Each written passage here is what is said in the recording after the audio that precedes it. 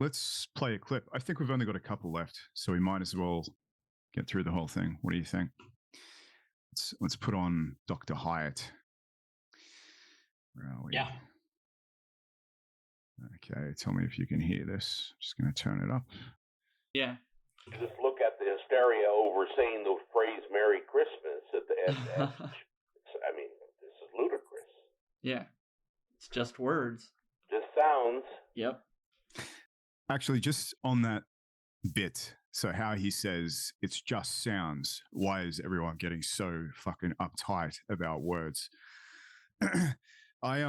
So just for the listeners, I've been getting into. I'm doing another round of undoing. So I've used it maybe on or off, and I've used various things at certain times. But I'm actually going to do the whole thing again. How many, for the listeners? How many years have you been working? When did you first start working with it, and how much time have you spent with it? Shit. Probably in one form, probably since 2003. But then, of course, his full course didn't come out, I think, until would have been 2006 or 2007, something like that. But I was right on board from that point. But I'd been experimenting with other stuff in his books prior to that, including, various breathing and yogic practices prior. So I actually, when it first came out, and the year escapes me, I think it was sometime around there. I ran it for a number of years, probably 3 or 4 years, and it wasn't intently like yourself, but it was, maybe 2 sessions a week, maybe 1 sometimes kind of thing. But I was quite consistent with it, and I did make it through the entire thing to great benefit. And then I kind of went on other things, and if a section of my body would become tense again, I would work on that bit. But I always found the energetic breathing quite useful, so I've always used that fairly regularly. For me, a big area of tension, and as I've discovered, it's related to my posture, is actually my throat region. So I've found that I've always had to periodically return to that section. And anyway, that's a long-winded way of saying for a long time. But this time I'm going to run it again for a few reasons. The first reason is the course that I'm developing, and it's not completely related to it, but there are a few things that I want to test out alongside this whole idea, this Reichian therapy. So I've been doing it for a couple of weeks at this point, and I'm starting properly, and I'm running my own breathing work alongside of it. Not doing it during the session, but I am doing other sessions during the day. So I guess you could call that alongside it, sort of. So I am starting with the energetic breathing, which for people who haven't done this is actually quite difficult, because there are a number of things that you have to do. You have to breathe in a certain way at a certain tempo, and you have to make a sound on each exhalation, which is like an ah sound, which is very difficult, actually, to do that consistently, which obviously is the point of the work. That's why you do it. It's not meant to be easy, and that's why it takes so many years to gain any proficiency at it, I think, if you do it properly.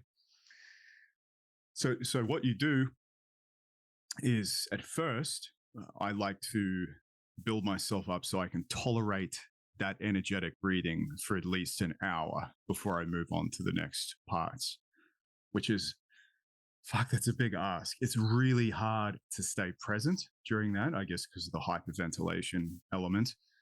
But it's also just, you just want to do anything else. You know what I mean? Like, you want to do anything else. It's just staying with your body is really hard. And yeah, it's interesting that in the old days, like, I got pretty good at it, I think. I got reasonable at it. I probably didn't do it perfectly. But I feel like doing it now, even though I have a better idea of what's going on, it's still, it's difficult again. Admittedly, I haven't been doing it long, and things did come back to me faster. But yeah, I noticed some tensions in certain parts of my body, and particularly the ability to make the ah sound was greatly compromised compared to what it used to be. Anyway, that's besides the point, because already I'm starting to feel less reactive, which is very interesting. It happened pretty quickly. And I'd been going through some fairly tough work scenarios recently. And there was one particular instance where I had a customer just cut loose at me. And I have a pretty infamously bad temper. Obviously, with a client, I don't act out on it, but you do sit there and you steam when you stew and you get fucking pissed off at this dickhead who's having a go at you about, something I didn't particularly even do. And normally I would have that reaction. Normally I'd be, just fucking sitting there, just a little bit on edge. But I just finished a session, an energetic breathing session. And I don't know if you've seen it before. Well, you've probably seen a similar video, but there's a video of this little monkey. I'm not sure what type it is. And it's chirping. It's making little chirping sounds, kind of like, what it sounds like. And I was sitting there copping this torrent of abuse. And it didn't affect me at all. I didn't even have a single emotional reaction to what this guy was saying. And it really felt like I was watching that little monkey chirp. There was not a single emotion in my body. I just sat there on the phone and kind of hanged up afterwards, apologized for what happened. And it was only after the phone call I realized I didn't react at all. Like, it wasn't just holding it in, like I'm holding it in and not reacting. Like nothing came up at all. It was just sounds. That's all it was. Interesting effect, I thought, and just not even that much into the work. Admittedly, I've been doing breathing exercises for a long time. It's not like I've not been doing it. I think I just came to it, but it was such an extreme scenario that you can't help it, right? If someone is just scolding you, you do have a reaction. But I had none. It's that white shark mindset. That's what that is. White shark mindset. You just sit there and take it in. And it shows how much of it shows how much of what you think is coming from the other person is actually your own internal dialogue and your own feelings just on overdrive reacting to the person. Yeah. That actually is just a guy making noises. It's just like some creature is making all these noises. And if you're not attached to what they're saying, then it doesn't actually matter. Other than if he's about to say something that you have to act on immediately. But in general, it's none of your business if this chimp wants to chimp out. It's just a dude chimping out. And it wasn't like me. So I wasn't consciously not having a reaction. That's the thing. It just sort of happened. Like I didn't. Yeah, you're not inhibiting something's happening. It's just that's the real thing, isn't it? That's when that's when you start, when you're doing this type of work, that you're not imagining it, because it's not that you're dealing better with not having a temper tantrum or you're not stewing as much. It just doesn't come up. Yeah. There's no need for you to have a reaction. You realize that reaction was not choice, but that was like a habit you were doing, a thing that just started working by itself. And actually you can switch those things off indirectly. You don't switch them off by trying to think something else or to undo it directly. You work on your basic physiology and the things just fall away. Yeah. And some people may be naturally good at that. I think there are people who can just naturally switch off maybe in situations like that, but I definitely am not one of them. definitely not. I have a really bad temper naturally, so I have a tendency to fucking just absolutely let people have it, which I've been working on for a long time. So for me, it was quite obvious that it was an effect. But I'll take it. There's something else that Sorry, you go. That I did recently. I won't give the details, but basically, it's the kind of the other way of this. So, like you don't react as much. I was in a stressful situation. People were annoying me that I needed to not get annoyed by, and for social reasons. Yeah, I wonder what this could be. Like in a tactical way, not sure. Not in a fearful way. So I tried that. I was perfectly able to inhibit it all and not react to things, but it wasn't actually working. So I judiciously, deliberately used a little bit of active temper tantrum to have an effect that got what I wanted. Yeah. Or in this case, stopped what I wanted to stop. If I tried to talk about it, it wouldn't have worked. If I tried to ignore it, it wouldn't have worked. I actually, the communications, the level of communication that was required to deal with that situation was displaying a little bit of emotional temper tantrum. That was the only thing that worked. So I could never have done that back in the old days. I was just temper tantrum immediately. I'm like, maybe not as angry. Maybe it's not as tempered as you, but I was pretty angry back when I was young. And then I went through a while of being able to hold it in, but it was more like kind of fearful, hold in the avoid the reactions, that kind of thing. It's not really, it's like just a different kind of weakness, really. And then later doing this kind of work, things fell away. It just didn't bother me. But sometimes because other people they're not doing this kind of work. Sometimes they can only understand on that kind of emotional level. Well, you don't go over the top. Yeah. So it's not that where does that temper tantrum energy come from? Was it there and I was holding it down, or did I allow it? It's you don't really know. I just thought this is the best way to deal with it. But I mean that's layers of detachment that you just don't have. Most people won't have naturally. I definitely didn't. That doing this work and other work allowed me to have. And there's also a control of your internal dialogue. You don't just do these things without thinking words in your head. It's just they're happening so quick, or you're visualizing things or whatever. This work gives you control over those things. They're just not happening. Like you said to you, it just wasn't appearing.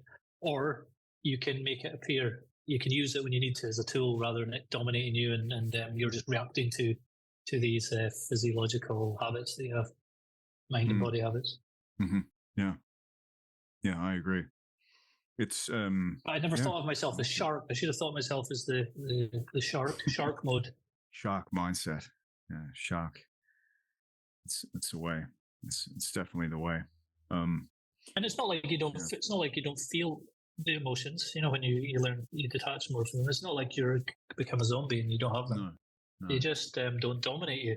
Yeah, or they appear and they disappear. They go away quickly. They just appear. They're like they have peaks and they go appear, go. They don't hang around and stew, which I used to really have this stewing thing for a long time. Yeah. If I didn't deal with them, and then 2 weeks later, it would all come out 2 weeks later. Be a dick about it. Something annoyed me, and then 2 weeks later, I would have a spasm about it. It took me a long time to connect the two things together. Yeah. Just like my emotional childishness, basically. Yeah. But now they just come and go, and. This can be really annoying for other people, by the way. If you get annoyed, like an interaction with somebody, and you say something, and then now it's over for you, and you can't understand why they're not letting it go now. It's over, it's done. And they're like, "It's not done. You did it." You're like, "But for you now, you don't care. It's over." Yeah. And I'm like, "I just let off steam, and kettle's boiled. I'm fine." Yeah, there's a particular gender that enjoys, doesn't enjoy that actually. I was just thinking, the Buddha had this saying that if you get angry, you only really injure yourself. And I think that's kind of true, because you have the choice, or not a choice, but you have the ability to be less affected by other people. And I think it's probably a good idea in today's world to be less affected by other people, and just to realize that it's chimp chirps, or sorry, chimps don't chirp, do they? monkey chirps. And there's no real advantage to stewing over things and carrying them around. You're just going to do yourself physiological damage. It's a waste of energy, and you can use it on 100 million useful things other than just being a fucking dickhead. And I know there's chimp out maxes online that I've seen, people that believe in chimping out. And maybe there's something to that. If you chimp out at the moment, get it out of your system. But it's not really what I see. I just see people just fucking holding on to things, getting pissed off about news, like just quite just self-loathing on levels I've never seen, to be honest. And that's not a good way to be. Hyatt was talking about this. He was saying about rumination. Look up what rumination is. You know? So we think of ruminating, you're just ruminating, thinking over and over about something. But rumination is from ruminant animals, which is they're chewing the grass, swallow it, spew it up a little bit, and then chew it again. You know, to process it. Is that where it comes from? Really? Ruminating is that kind of is down Stewing but not really down, then back up and then back down. You know, like so. This is what people are doing with emotional stuff. It comes back out, resurfaces, and then they put it back down and resurface. You know, they're not actually dealing with it or digesting it. Is that legitimately where it comes from? The ruminant animal. A ruminant, it's like it's like a sheep cow or something. A deer. Yeah. Really? I had no idea. It's a word I use a lot. Interesting. Yeah, you know, I did an essay on rumination, and its physiological correlates, which obviously ruminating is a feature of sympathetic dominance in the body. So if you want to look at it from a purely physiological standpoint, it means your sympathetic nervous system is being upregulated. Which means you're probably breathing in a very shallow fashion. You're probably hunched over. Your heart rate is not variable, which means it's doing all the work because you're not breathing properly. And you're in a fight or flight state of body and mind, which is why you're having the rumination experience and the anger and all the emotions that go along with chronic sympathetic dominance. And it's actually quite easy to break out of that. Like if you look at the body in that way, then all you need to do is to down-regulate that tendency, which is very easily done. But, you know, it's interesting because there's this other elements where you get caught up in the reality of your thoughts. You think they're real. You think the thing that you're ruminating over is worth ruminating over, and you don't see yourself from a perspective of being a physiological being who can literally change that experience whenever you want to. You can just change. You don't even need to have it. And there's almost like a fetishization of rumination in some circles. Like it's who can fucking ruminate the most on this piece of news. I'm just going to sit here and get fucking angry online and just fucking ruminate. But if you were to observe yourself and what's going on, you're just in a jacked up sympathetic physiological state, and the product of your mind is really just a product of your body in that physiological state. And you can change that very quickly.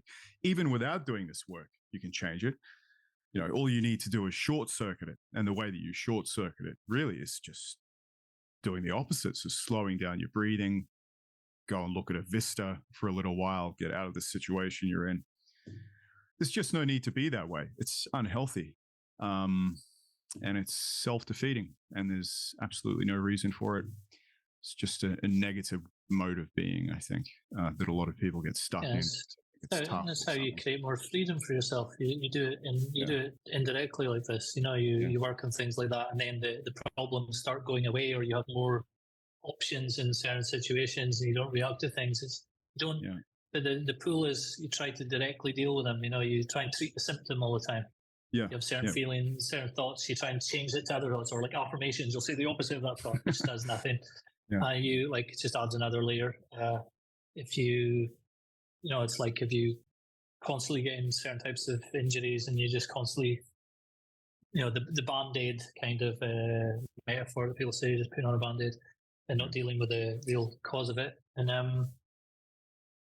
you'll just these things. There's just more layers to be fixed layer, and then you have you do something to avoid a bad feeling rather than do this kind of work, which will get rid of the source of the bad feeling. It's but you just have to trust it to do its work over time. You can't. Some things you can do directly, but a lot of it is just to do the indirect work. And all the while, though, part of you will be trying to get you to stop doing it because it doesn't want this kind of changes to happen. Yeah, that's the other trick. Especially when you're young, you just find yourself drifting to something else. Yeah, and you think it's for reasons, but really it's emotional. You're avoiding what was coming next. You're about to have some kind of reach something you don't want to see. Yeah. That happens a lot. Or unless you treat it like an extreme sport and you're looking for that thing.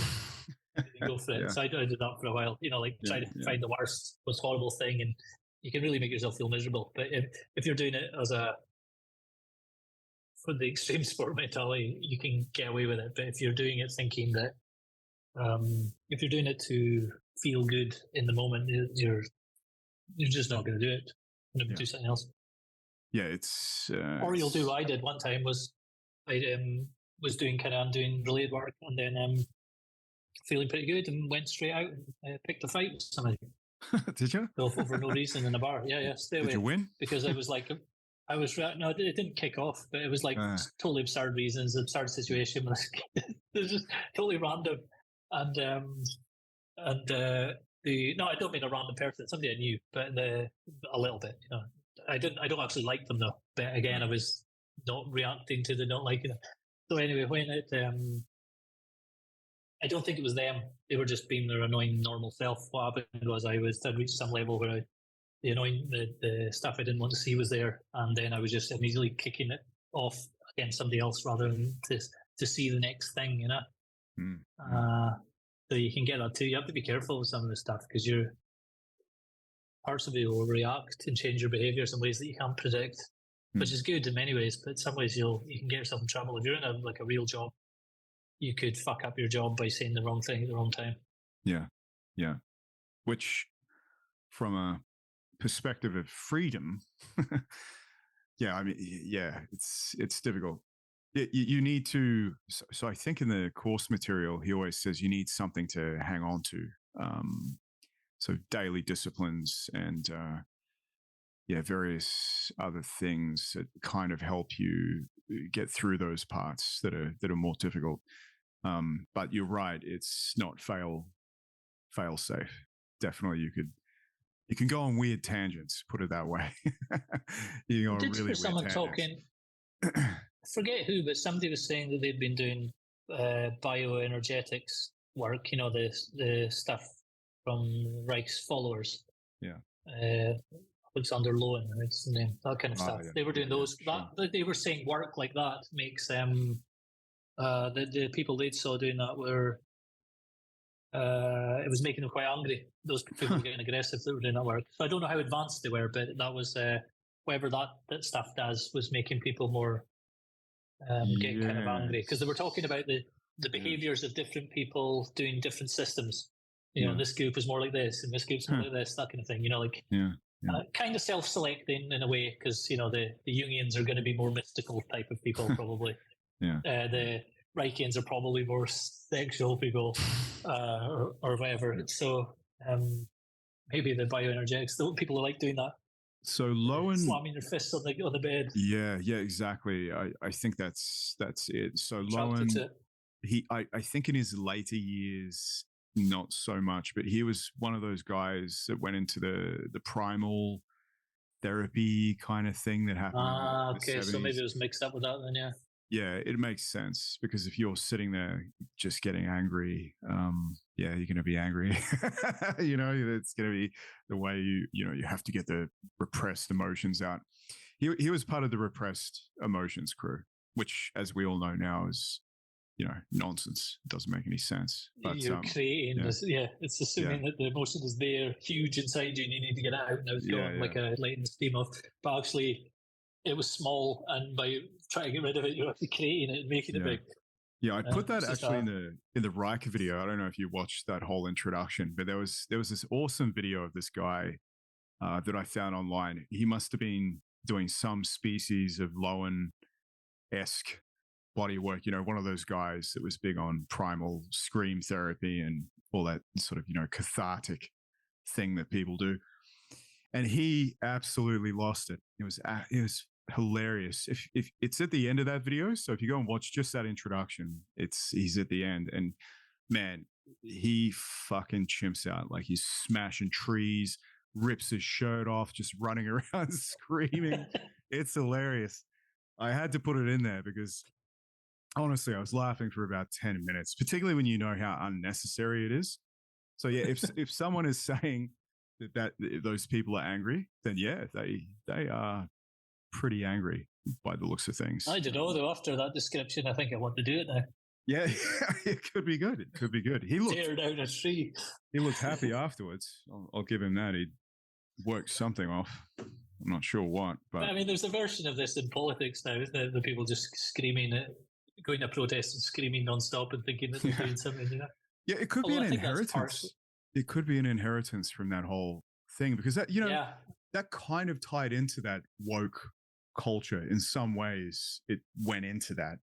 And yeah, you're right. You see those like girls at a demonstration or whatever, and they're just screaming their lungs out, like just going hysterical.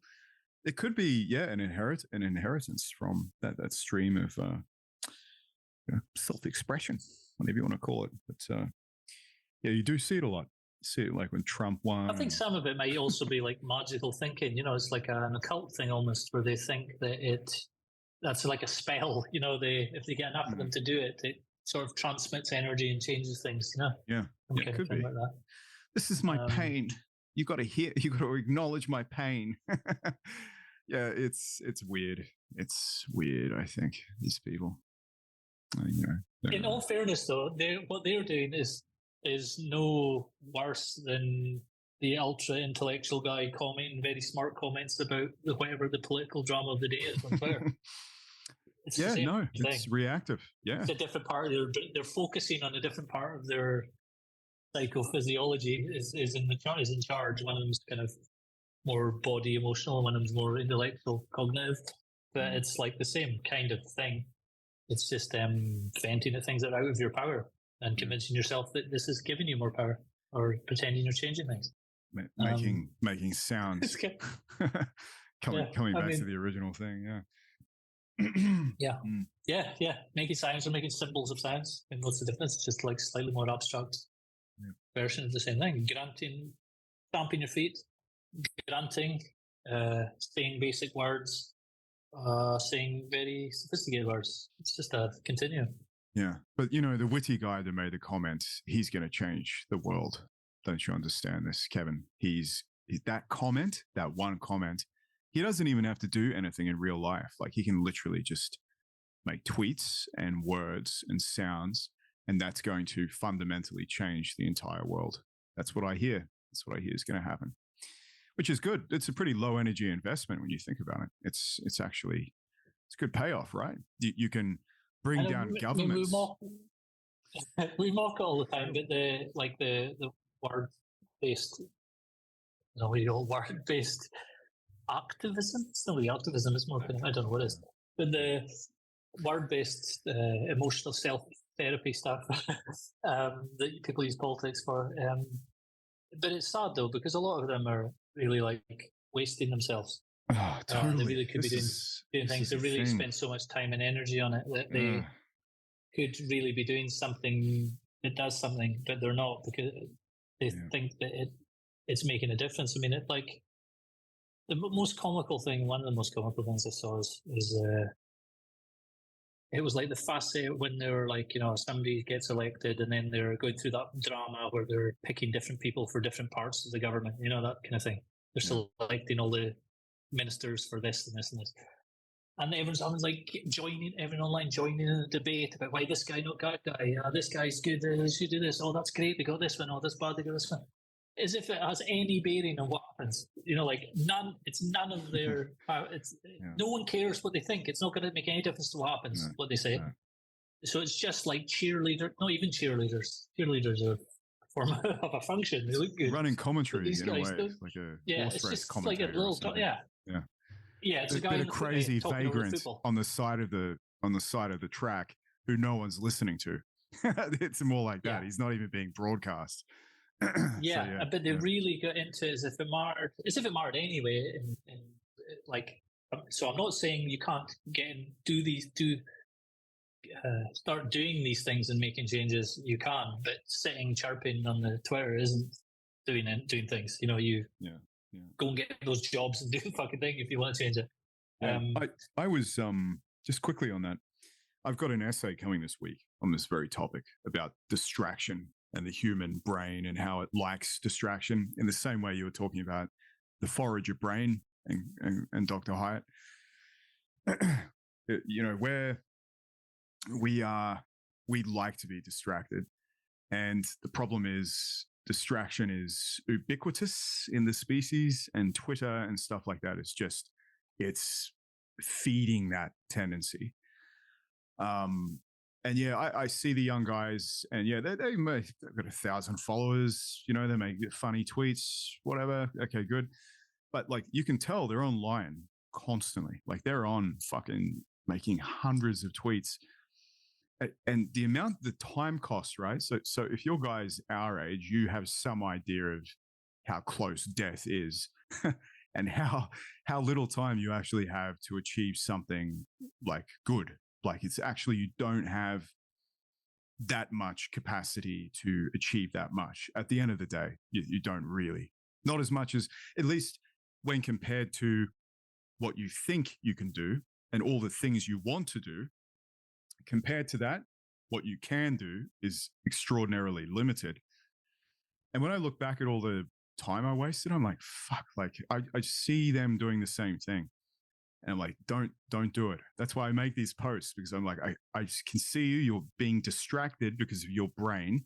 That's what your brain wants. It wants to be distracted. Don't do it. Face facts. Just do something real in reality. Turn it off. If you got to do it, go on for half an hour a day or something. Fine. But even your stated aims of political change, which is what they all want, even for that, as you say, I know people in power, they don't give a fuck about any of this shit. They don't fucking even know what these people are talking about half the time. And I hear the other argument, they're sending billionaires, sending people online to take us down. And sure, there are probably elements of that. But overall, that's not what's going to change things. And someone, even if you're right and it does something, it still means that someone is going to have to do something to fucking do the change. So while you guys are all comfortable online doing verbal activism and inserting yourself in the great causal chain of cause and effect, which is probably bollocks, some poor fucker is going to have to actually go out and do something. At some point, someone's going to have to do something. That's what's going to change something. I'm not sold on it. I think it's diminishing. I think it's distraction. I think the brain wants to be distracted because it's primitive. It's how primitive people survived, through foraging, and distraction was novel. But these days we have complex tasks that we want to achieve as individuals that take a long time, takes a lot of failure, takes a lot of unpleasant feelings that you need to work through. And everything like Twitter or Facebook or whatever it is, it could be working out too much. It could be there are several ways that you can be distracted away from things that you should be doing. Really needs to be looked at. And if you're a young guy and you're doing that, I urge you to reconsider, because you are going to diminish what you're capable of before death at the end of the day. Because, just quickly on that, sorry, I just one more thing with this rant. The other thing I was saying the other night is your experience is all you have as a human being. That's literally all it is. So when you go to your grave, all you're going to remember and the contents of your life is literally just your experience. So if your experience is looking at a fucking screen for your entire life, I don't know about you, but that's not the way I would want to live my life, particularly. So if you have that, and you understand finally that your life is your experience and that's all it is, then you can start to make decisions from a slightly different point of view. But anyway, sorry, I just had to get that in at the end. I think it's important. But anyway, continue. That's exactly it. Yeah. No, but it's exactly. Well, I mean, I was interrupting you as I always do. Yeah. It's just like if you recorded them, if you had a drone flying around recording them all day, what you see a guy on his phone, you see a guy on the computer, you see a guy go back to the computer, back on the phone, goes to the bathroom, makes sense, he goes back. That's really what happens. So what's happening? The other side of that is he's feeding into all these online dramas that are then being used by the people in power to do what they want anyway. So they just they're actually feeding the thing that they say they don't want all the time. They're just part of it, They're like, I don't know if there's a way to get involved online in politics without just feeding the existing machine, basically. I don't know if it's possible. I think you just get tangled into it. I think you'd have to, if you're using it as a tool to actually really do things in real life and becoming the leader somewhere or something, that maybe that's different. But if you're just being another commentator, I don't see how you can. You're not just feeding it, no matter what you say. But actually, this content is irrelevant. Yeah. Yeah, it's irrelevant. But also, I don't think just zoning out and living in the woods, I don't think that's all either. Or getting a homestead in somewhere. I think that's fantasy too. Yeah, it is. So it's like it's more complex, but it's also more simple. It's just it's going to be a few people who change their local places by leading.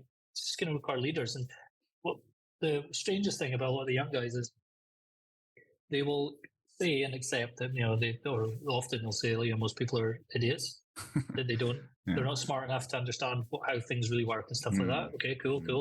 But they're on there trying to persuade all these people they say are idiots to have their point of view. So if you think an idiot is going to have your point of view, then you're obviously also an idiot. So they're either start being the people who are doing things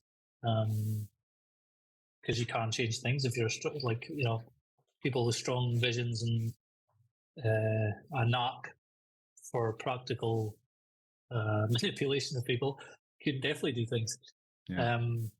They do, but there's just not that many of them. There's not most people. Most people aren't interested. They just want to live. They just want to get get decent money from their doing a decent job and be with someone they love and have kids or whatever it is. They just want to do normal things.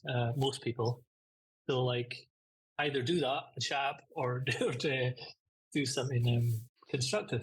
A lot of the young guys, because they're so chronically online, they have a demented view of how this shit works. I don't think they get the game, actually. I think probably it's the most menacing element of Twitter or any of these platforms is it takes you out of the game, first of all, because you think that you're doing something by just lazily sitting on your ass.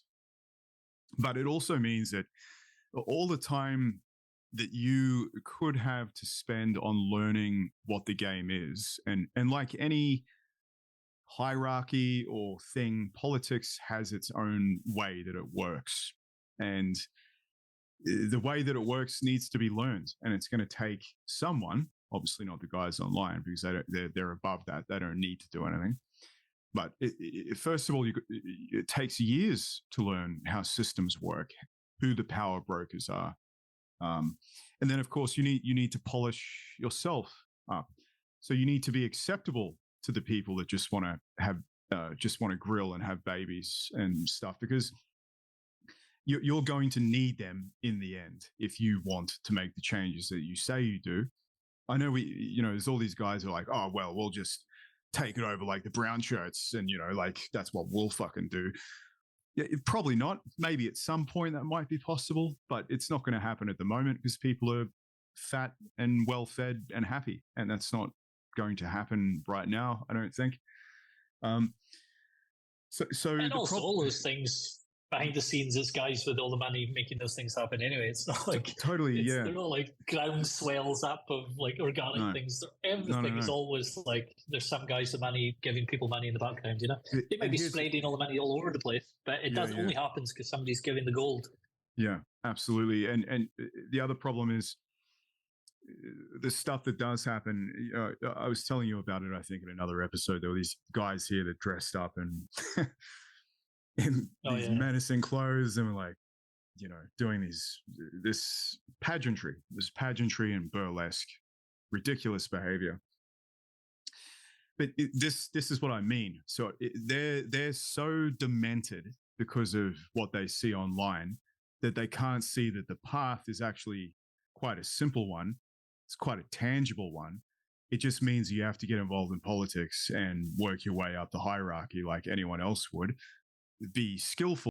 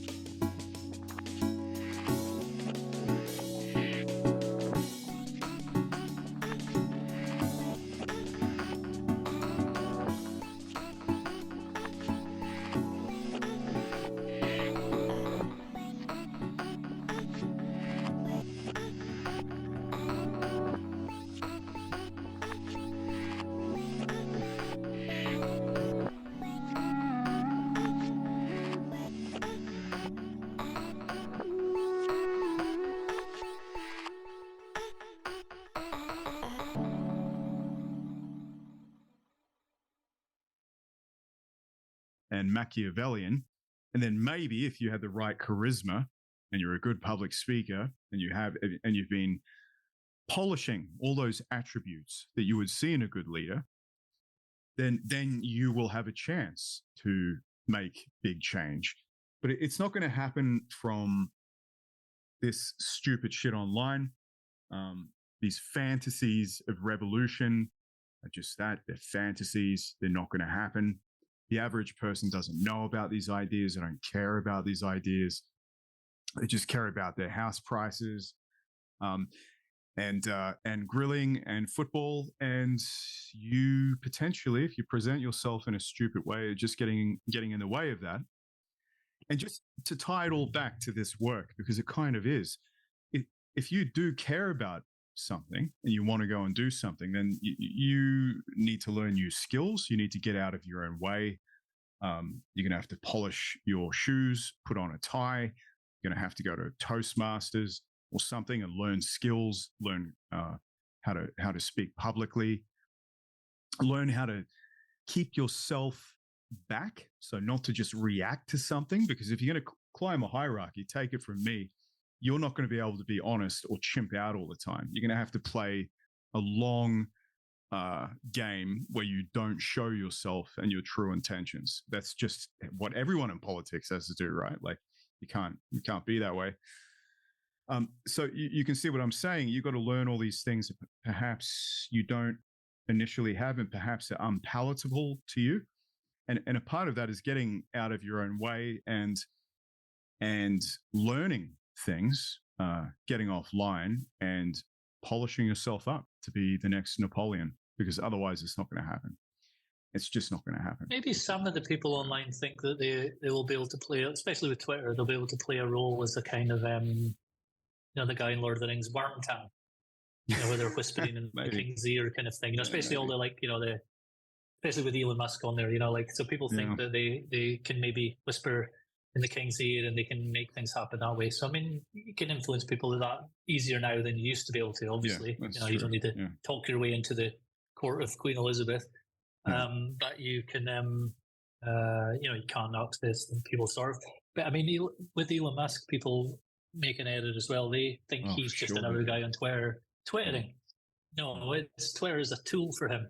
Yeah. It's a tool for his main thing. It's like he's using it in certain ways. He's talking about certain ways to make certain things happen that is not necessarily what's in the tweet. This is people. Exactly. People always engage with the content. You could be saying something else. In general, like billionaires, what they say makes a difference to markets and stuff like that. So why would you think they're saying what they really mean? That's just common sense, practical. If you think about it, everything they say, things happen based on what they say. So they can say true things or untrue things. I actually think I know what he's up to, because I heard this theory the other day. So obviously, to train AIs, you need a shitload of data, right? So the more data you've got access to, the better. So the theory that this guy put forward, and he had all these other things as well, all this evidence as, that this is what he's up to. But he's training an AI, and I think everyone knows that. And probably the reason that he bought Twitter was actually to have all the conversations of importance in the world in one database that he could use to train his AI. And when you train an AI, you don't want everything just to be one way. So, for example, you don't want just liberals being retards. Like, you probably want quite a big spread of different conversations and different opinions. So part of him liberalizing Twitter is more so that he's liberalizing the data set. Like, he's making it more equal with a wider range of opinions and information, because that's going to make the AI that he's training better. And at 44 billion, which is what he bought it for, that's actually a bit of a steal to have access to that much data, that many conversations, that many opinions, that much news. If you think about it, Twitter has all the information in the world of importance for an AI to learn from. And I think that kind of gives you insight into, people call it four-dimensional chess, do they? Don't they? These people play is maybe he's ambivalent towards free speech. Maybe he thinks it's a value. Maybe he does. Maybe it doesn't. He doesn't. But it kind of doesn't matter, because practically what he's probably doing is for him and his benefit. It's training a fucking computer algorithm based on all this data. I actually think for that reason, he's going to flip Twitter for maybe 4 or 5x what he bought it for in a couple of years. That's my feeling. And he's going to have an AI that's going to be better than any other AI probably on the market at certain things, which who can calculate what that's worth? I mean, that's going to be out of control. There you go. There's a little bit of a different perspective for you. Just saying that the AI is probably the main reason he cares about free speech is because he needs a wider range of opinions to train it. Yeah, that would make sense. Yeah, because you would have to bounce off opposite points of view, and you like when he says things like, you know, he's his thing just now about you need more regulation of AIs because it's going to get out, AI's getting out of control, and that's just Chaplin competition. That's all that is. Yeah, totally. No, it's not like it's like that kind of thing. You know, it's like that's no different from Warren Buffett saying, "Yeah, of course the government needs to bail out the banks because he fucking owned one of them." You know what I mean? Yeah. It's like exactly. But they didn't see that. They were having him all over the news. Oh, this wise man, everyone looks up to him. Oh yeah, okay, sure, he's wise at one thing, but he's self-interest. And so Musk's the same with the AI stuff. I'm pretty sure. So that what you're saying there makes perfect sense. And it's just part of another thing, and there's a lot more than 44 billion to be made from the AI stuff. It's going to seem like peanuts. Absolutely nothing. And I mean, if you look at all his stuff, he talks about Mars all the time. The Mars is the big dream, and gets the tickles people's romantic imagination about traveling in the stars and all this stuff. Yeah. But actually, look at what he's doing. It's controlled neurons. It's satellites, low orbit satellite things that are everything interlinked. It's all like security state, Big Brother apparatus is what's been actually been built. I'm not saying he's doing that. That's what he's consciously aiming at. I don't mean that. I just mean that's what's happening. But the talk is of Mars, which is a very difficult place to go and to live and to take people and all that. And everyone will go mad. And getting more sunshine and living on Mars don't go together. You know, so I don't know how people are how this is going to be solved. But anyway, different issue. So there's all this stuff, and plus to be able to do things like launch a rocket, you need to be closely involved with the deep state, or whatever you want to call it, people there. So you can't be too not aligned with them to be even allowed to do that stuff. You have to get licenses for all this stuff. You know, you have to work with all those people to get stuff. I mean, NASA is obviously an interesting organization. They're not like, they're kind of government, but kind of got their own things going on too. They're weird. But so, you know, he has to work with all those kind of things, and it's like it's not the game people think it is. No. And it's like, you know, one side thinks it's just this rich guy trying to get the people to be allowed to say bad stuff, and the other thing, is this rich guy is going to save free speech and all that. But it'll be for this other things. You know, he's like a technical person. He's like a geek kind of guy who wants to link everything up together and do this cool stuff. You know, but who's going to be left with all the linked up stuff? It's going to be bad people wanting to do bad stuff. You know, that's who will have it after. You know, I'm not trying to be dystopian about it. It's just is what's happening. It's like the apparatus is there. It's just, you know, who's going to be running it, who's going to be in charge of it, because there will be quite a few people who kind of in charge of it. Yeah. You could become one of those people, I suppose, but you won't do it by commenting on Twitter about who's going to be the next secretary of blah blah government. You know, who cares? Unless you become the secretary, then that's interesting. But you probably aren't going to. No, very interesting guy. I'd like to sound him out one day. Yeah, find out what he's really up to. Not that he'd tell me, I guess. But I mean, a lot of it. It's whether he's in on it, whether he's on the same side really as the government people, which I don't think he is, or whether he's like thinks he can play them off. He thinks he can. He knows that they want to just run low orbit space and have all the weapons in the air and to run it's like the satellites or the new shipping lanes basically, you know, in the sky. I mean, whoever controls all the satellites will control everything, all the financial systems down on Earth and stuff like that. So obviously the Americans and the Chinese and that are all competing with each other for this. And, whoever's got the high ground, normal warfare, whoever has the high ground has the most power. So everyone's like space. And so it's all about like war and power on Earth. But to get the money and to get people to agree to all the stuff, you have to have the vision, exciting, let's go to Mars, and we'll go to fucking the stars and all the stuff. That's what gets people on board and agrees with spending the money. Yeah. So whether he just thinks he's using them to try and get the vision, which I think he does think that, I think he's sincere about you need to save the species by having another life on another planet and stuff like that. He even likes David Bowie. That must be true. So he's like, but whether he can, you can play off those guys, I don't know, because they'll just use the things that the charismatic guy gets things happening, and then they just usurp it as they do with everything else. Like one thing in our sphere, sometimes a meme or whatever will reach a powerful level. Some meme is reflected, the government will say something, or Biden or whoever says some meme that started by some guy on Twitter or whatever, or forum or whatever, and they think this is the result. This is the opposite of the result. That's the thing being co-opted and used against. That's now been not vaporized, but God, I'm tired now. Can't remember the word. Neutralized. They've neutralized the meme now because they just owned the meme. It's not like your meme has changed them. It's total opposite. They're just like, look, we have so much power, we'll just take all these things on that you say, and it's gone, deflected. So it's total fantasy to think that this is these are like positive results. It's the opposite.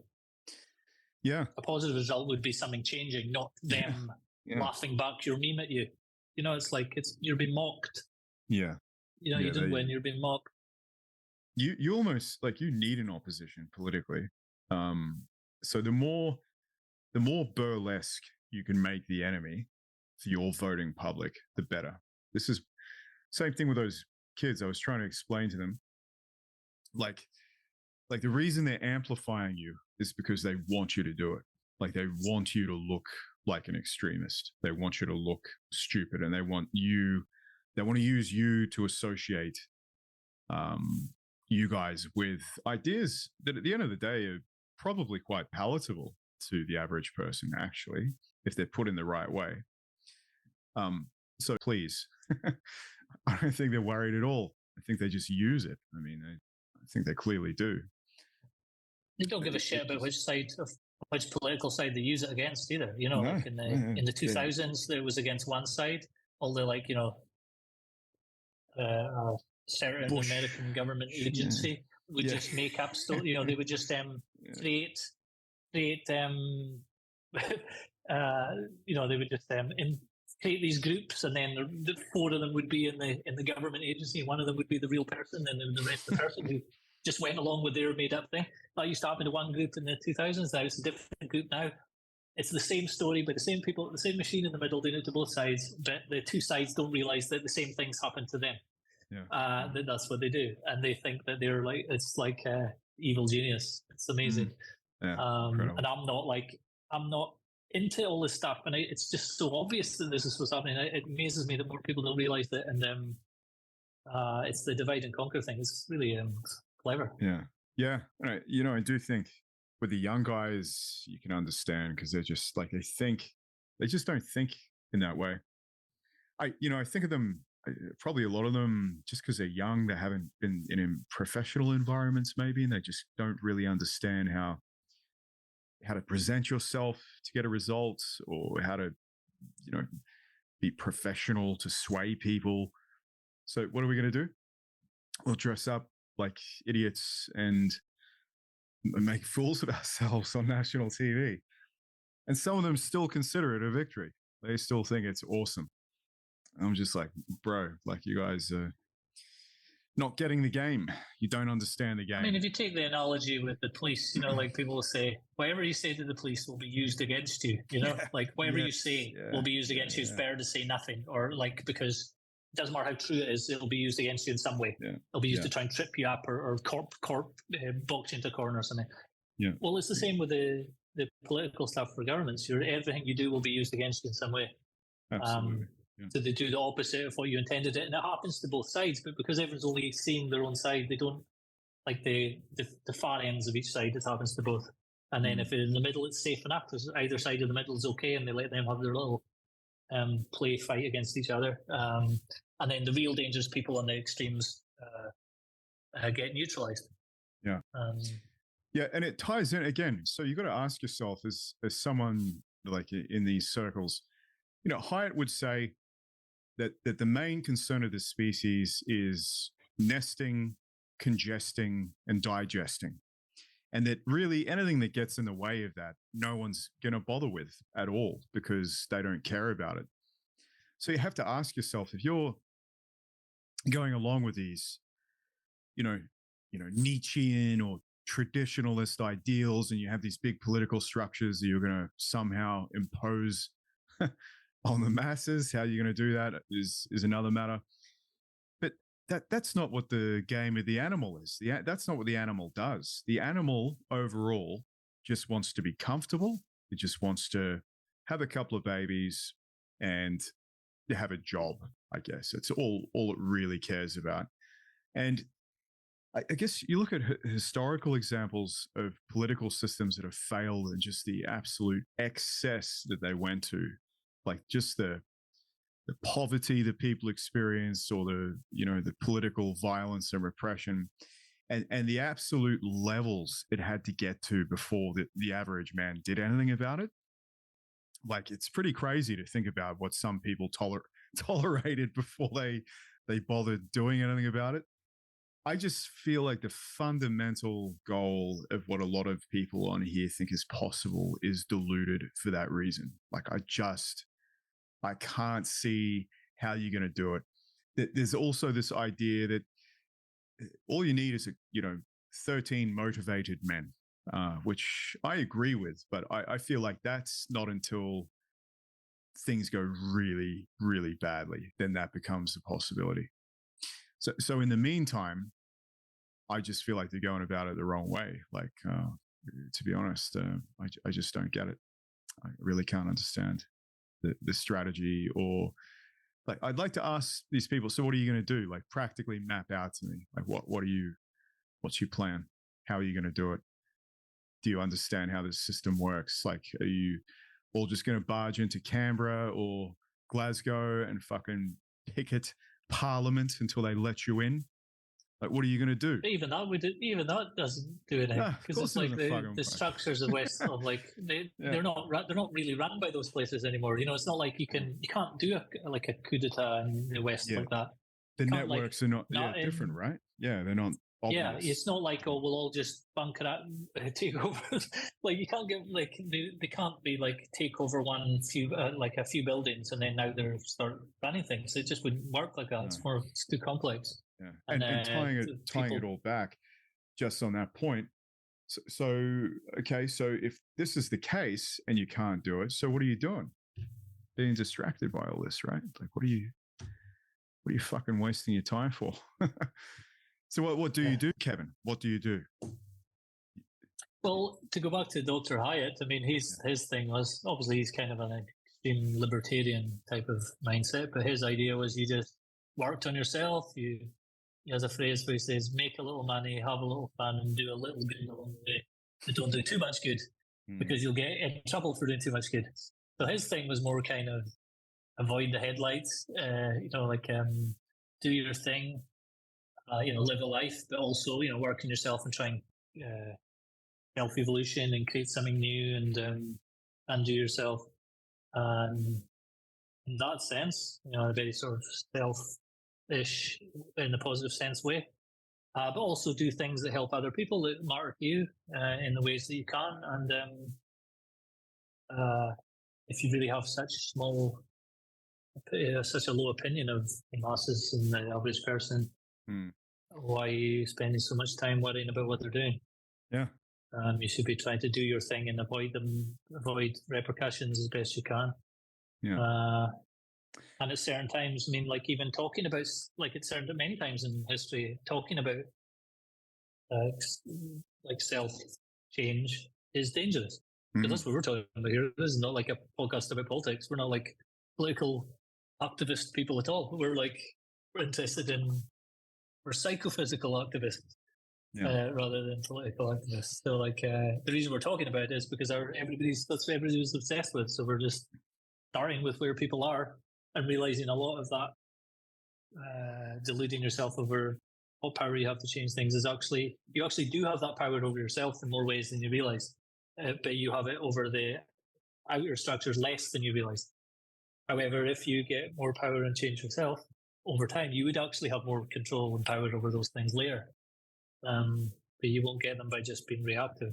You would have to change yourself first, become less reactive to your own habits, less reactive to other people's actions, like you were giving an example of earlier, but not reacting. People make you angry, and then being able to have a long-term plan and keep working away at it in a sort of low, technical, boring way. Not everyone can do this. And how hard it is for people to stick to a diet.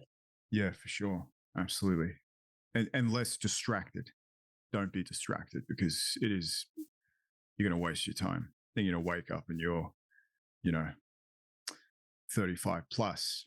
And then you're going to be like, fuck, what happened? Where did it all go? Yeah, to try and constrain your distraction, because it's going to happen, like you're saying about your brain. It's going to do it to you. It wants to do it. So to box it into a corner so you have your little distracted times, that you let yourself off the hook about that and you don't make a big deal about it, and you just, fine, you're just doing whatever then. Yeah. But not trying to you try and be ultra rigid and organized, which I am not.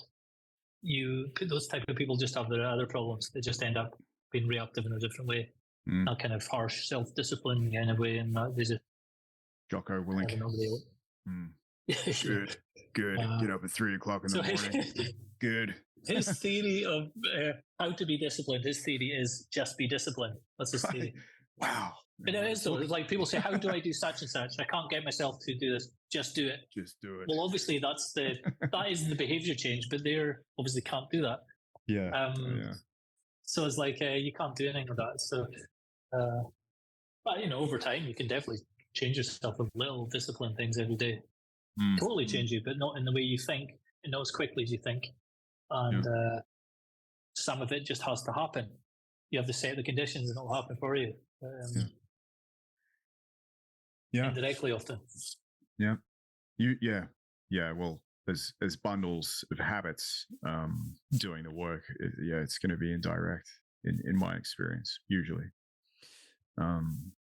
Let's play one more. We've got time for one more? We might as well, because we've dragged this out to like. We haven't even played one. We played. This is kind of 3 like words. This is sounds. An interlude episode, an interregnum. Interregnum, yeah. We'll play. We'll see what's next. We don't have to answer it. We can do it later, but we'll just see what he says. Okay. I wonder what the problem is.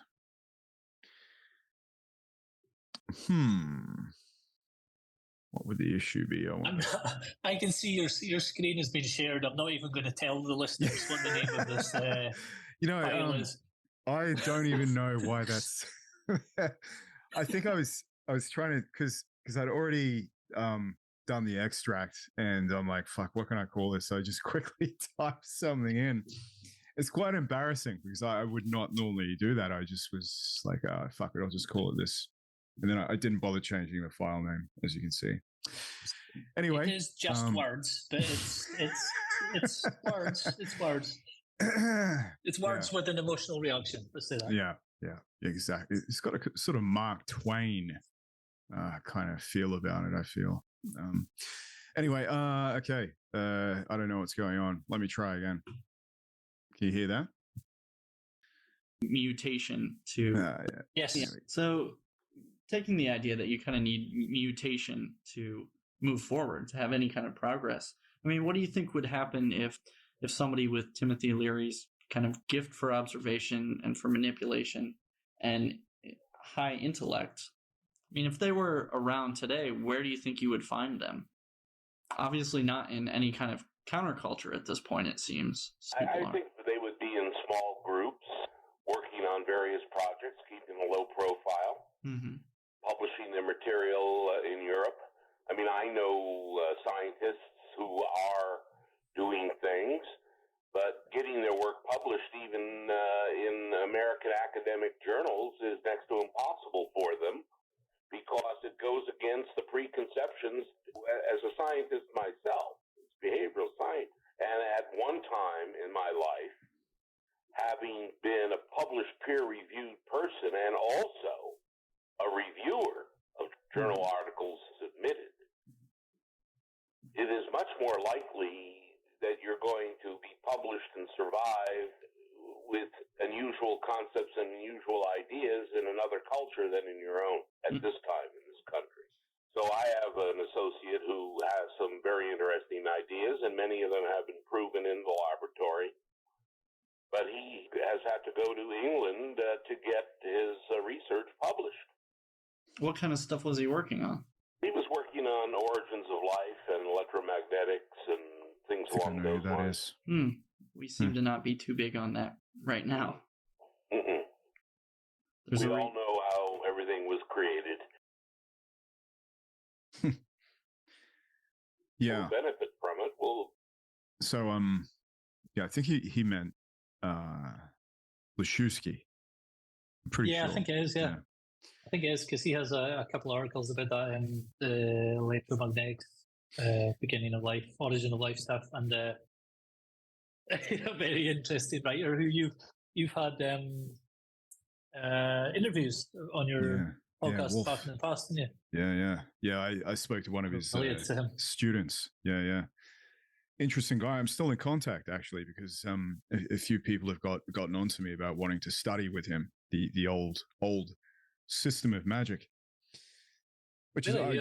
People. Yeah, I think I've had 4 people that I've passed on, because he was looking for apprentices. That old style Western magic stuff is really popular again. Fucking terrifying. I don't know why you'd want to do it. That kind of stuff. That's the Western spiritual tradition, really, though, isn't it? It's like a lot of it's in it. You know, it's the history of it actually aligns pretty well with Spengler's idea of the West, but they don't talk about it like that. So a lot of that stuff, that medieval grimoire type stuff, that all the demonology and all that stuff, that all kicked off in that's all between 1000, like the Western version of it, the Christian Catholic version of it, and the later versions. That all kicked off in it's like the earliest ones are like 1200 or something like that, of the Western ones, I think. So it's like that's all alongside Spengler says Western civilization started around 1000. So yeah, I mean that's the kind of been the Western version of like Taoism and all that kind of stuff, Yeah, pretty elaborate system. That's for sure. It's very it's very embodied in a way, actually, because it's like you're in a specific place and you've got lots of stuff. Anyone listening to this, by the way, I know a lot of that all came from older stuff, the Greek stuff and the Egyptian medicine. I understand all that, but the Western integration of it all has happened. It's all post 1000 and all through the Middle Ages. What used to be. Spengler doesn't call that Middle Ages. To him, that's just the center, the middle of Western civilization as a separate organism. But all the cultures use the magical and mystical and spiritual documents of older cultures as their basis. All of them do this. Like old Hebrew stuff is from Babylonian stuff. It's like everything goes back to the one before, the one before, the one before. This is normal. It doesn't mean that it's all a continuation. Anyway, so yeah,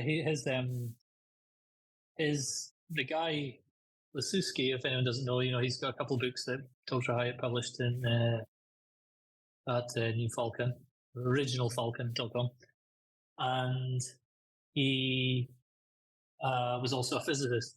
So he has a guy who's into that kind of stuff, that old style magic and some crazy stuff. interesting stuff as well. Is also writing about physics, so you're going to have a different view of what's possible with physics if you're interested in those things. And the guy, I think, is pretty religious also as well. So like a really combination of things you wouldn't expect. Yeah. He so he got into trouble during a ceremony, something like crazy, like a demon broke out of the circle or something happened. I think he calls it a slingshot effect, which is when you do a ritual but you kind of miss the mark, but you have effects that affect you afterwards negatively, even though you didn't get a result. So Mark Stavish, who was kind of involved with him, who I also interviewed about him, he is a priest. He's, I think, Roman Catholic, I'm pretty sure, something like that. And he actually had to bring holy water over and sanctify the house afterwards just to get rid of whatever the fuck was going on, which was interesting. So he used religion kind of like you have to be in that mind space in order to do the ritual magic properly. Like you can't be like a Christopher Hitchens atheist and then think you're going to do it successfully. So that whole belief system and world goes into you forming what he calls a subjective synthesis, which then makes the ritual magic itself possible to perform. He did have a religious part. The book where he goes on about the origin of life, which is interesting because he was also a practicing alchemist under Frater Albertus, whose name was Albert Riedel, who was a German immigrant to the United States, who started an alchemical research institute called the Paracelsus Society, which Leszewski studied with him and went through the full course. And part of the completion of that cycle, I think they call it, which is like this 7-year cycle that's based on the planets, was at the end of it, Frater Albertus tried to get him to do what's called the water work, which obviously you have different elements. You got water, earth, all the various things that matter in these esoteric systems. And apparently the water work is not really ever dealt with by alchemists. It's like considered a little bit, too evil or whatever, or dodgy or something. It's the impression I got. And in this book, he tries to get Joseph Leszewski to do the homunculus, to try and make a homunculus, to make life as part of the alchemical operation. And I won't ruin the book because it's an interesting story, but I think that's where his ideas were tied in about the origin of life, because during that operation they go into detail about how that actually works, about how you rustle up a little man out of a water tank. But he's an interesting guy. The book's called Israel regarding the Philosopher's Stone. It's got the full account of what happened, and that's from Original Falcon Press.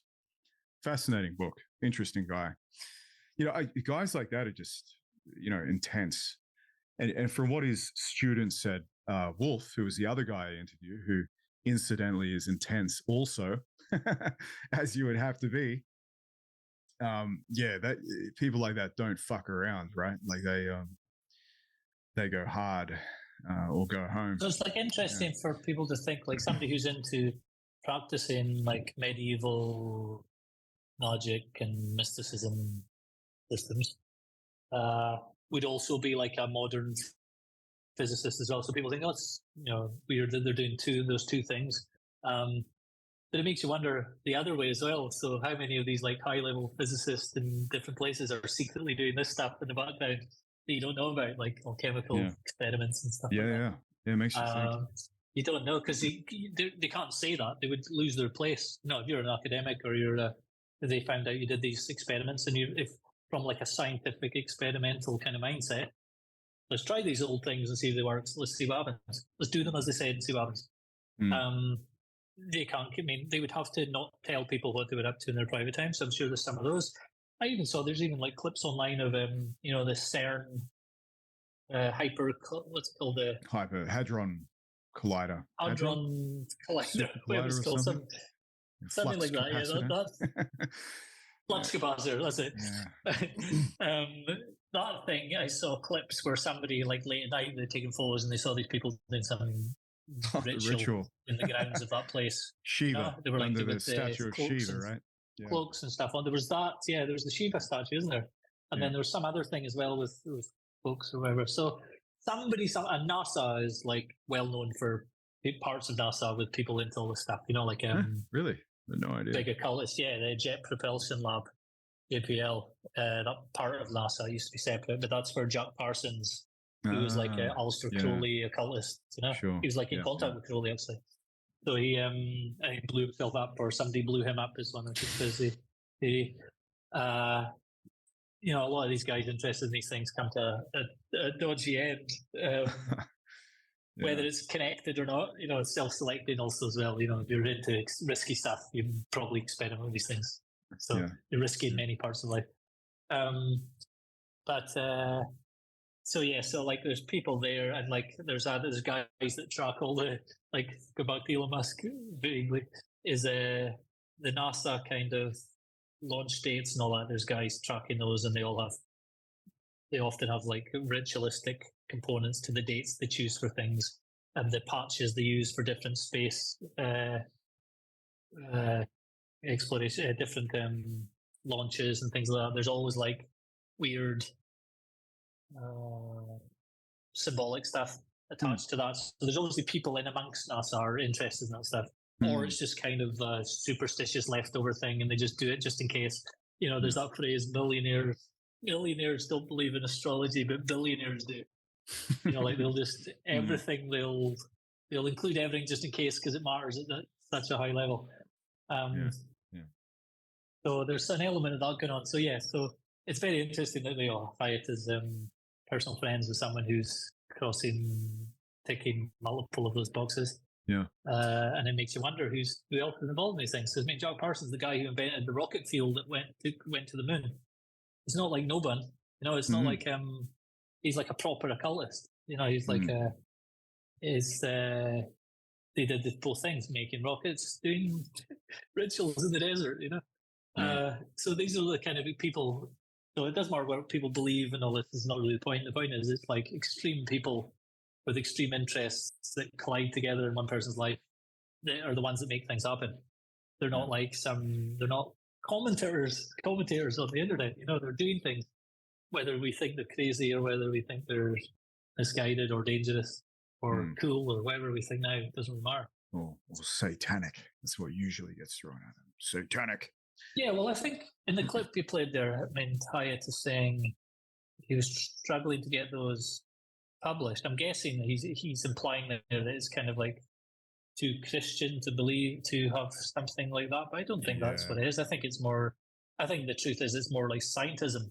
Yeah, it's sure. like, that's materialism. It's like that's too anything that's not like, it's okay to talk about creating life through AI because that's machines and computers. But if you're doing it some kind of weird biological, spiritual experiment based on medieval ideas, it's just like that's like thrown out of the science academy for that. If you ejaculate into rainwater and then get it to put it in a lightning storm, they're against that. Unfortunately, that could yield some fruitful results. That's another thing I have to try now that's been on this conversation. Yeah. But I know what you're saying. Although he does have a dig at God in there, because we already know what the origin of life is, don't we? I think that was his little dig at Christianity. But he would. I think he's. I was just going to say he would. I think he was probably subject to the same stuff we see these days. So we saw during, all the time, like in universities, there's certain lines of science that you can't pursue, whether, certain differences that are not able to be looked at, for example, or COVID research. You know, we all know kind of what he means, I think.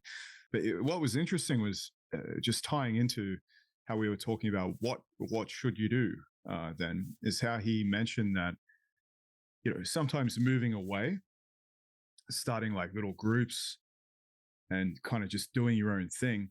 To me, it kind of sounded like almost like he's saying, you just do your own thing as well as you can wherever you're at. Probably not in the United States, or the Anglosphere in general is probably a bad place.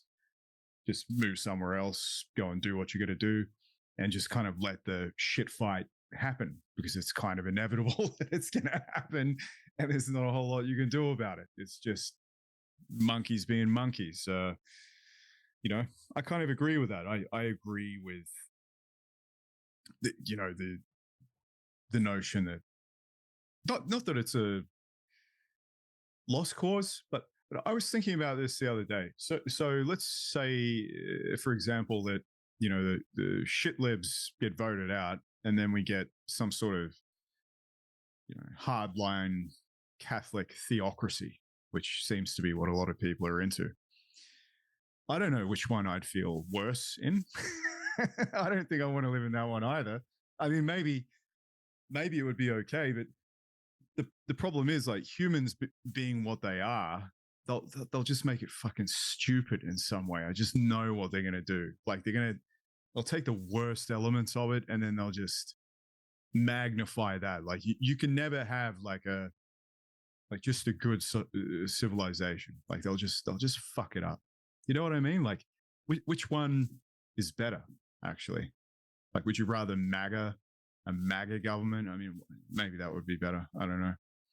But I was thinking about it the other day. Like, I don't think, personally, I don't know about you, but if there was some hardline Protestant government that just gets swept up out of nowhere and just takes everything over and makes everything super Protestant, I think I don't think I'd be any better off as an individual. I don't think it would be particularly good.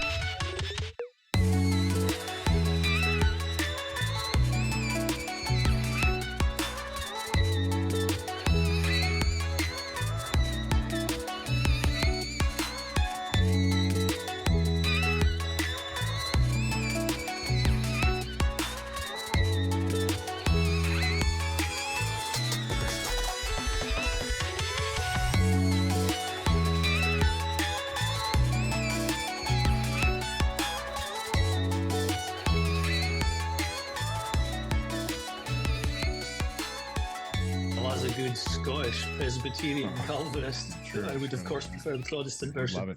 You'd love it. You'd be all over it.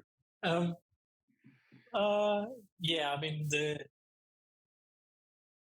obviously something's got to give. Something's got to give, right? Don't get me wrong. I'm not like saying, oh, let's just keep this liberal shit fight going. But I just often think, like, if it swings back the other way, the advice still holds true. Just find somewhere where you're not going to be restricted by the fucking dummies that are trying to hold people back all the time. I guess that's kind of what he's getting at, right? I think. Yes, and there's like an element of some of the good things you can do to help people, help the species, if you want to put it like that, in the long term.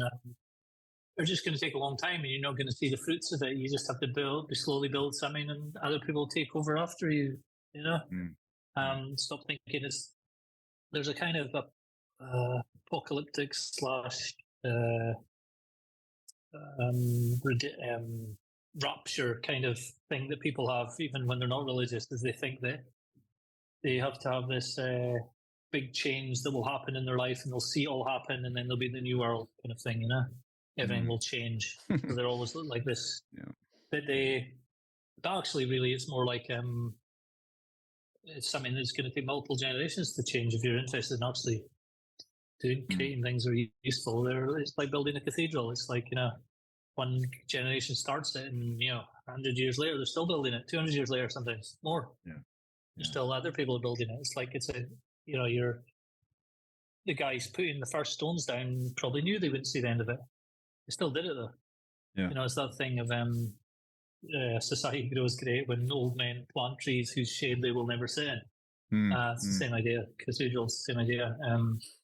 Other things. So like to be like actually reducing your internal messiah complex a little bit and thinking, well, you're not going to see the big change and have it now. You just have to do a little bit of good along the way. Like Hyatt says, he's right about that.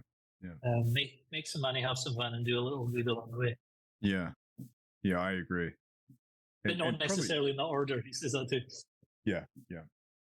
And probably people who are into this kind of work are not going to be fundamentalists, likely. So the advice is probably widely applicable, I think.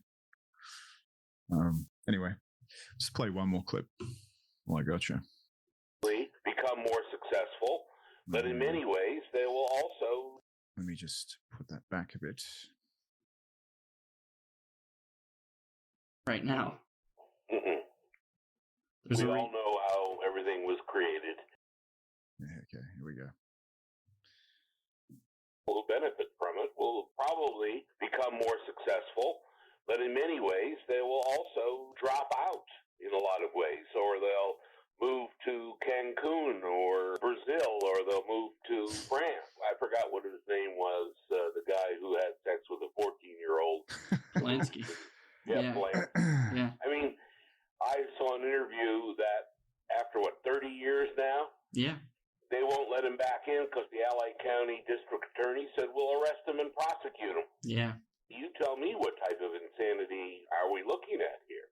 This country has taken the worst of the Old Testament and all of the New Testament, and that's how they're living. This is the way we live. This is reality. Now, death worship is, in essence, how I would describe things. And I agree with Freud, who in 1920 and Beyond the Pleasure Principle came up with the idea that there are two opposing instincts. Now, if we take that point of view, there are two opposing instincts.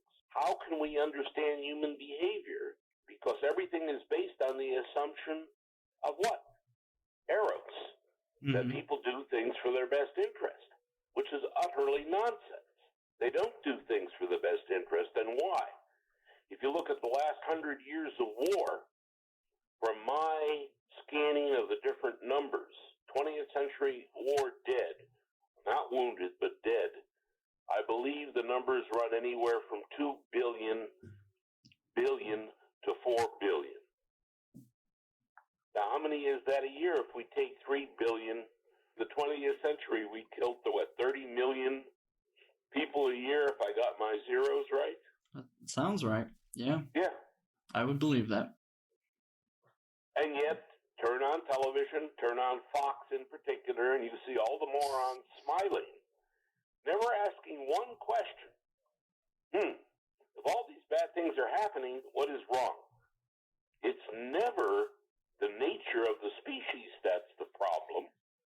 It's always something out there that's the problem. Yeah. Not enough family values, not enough education. You can throw all the family values you want, all the money at education you want. What do you get? Yeah. I remember during part of the rebellion period of the 60s and 70s that professors had to give B's to minority students. So here you have surgeons operating in an operating room who should have gotten an F, got their medical license because they had to be accounted for, and some silly idea of balance. You see, this is the problem. The species is the problem, and this is the point of all of my work.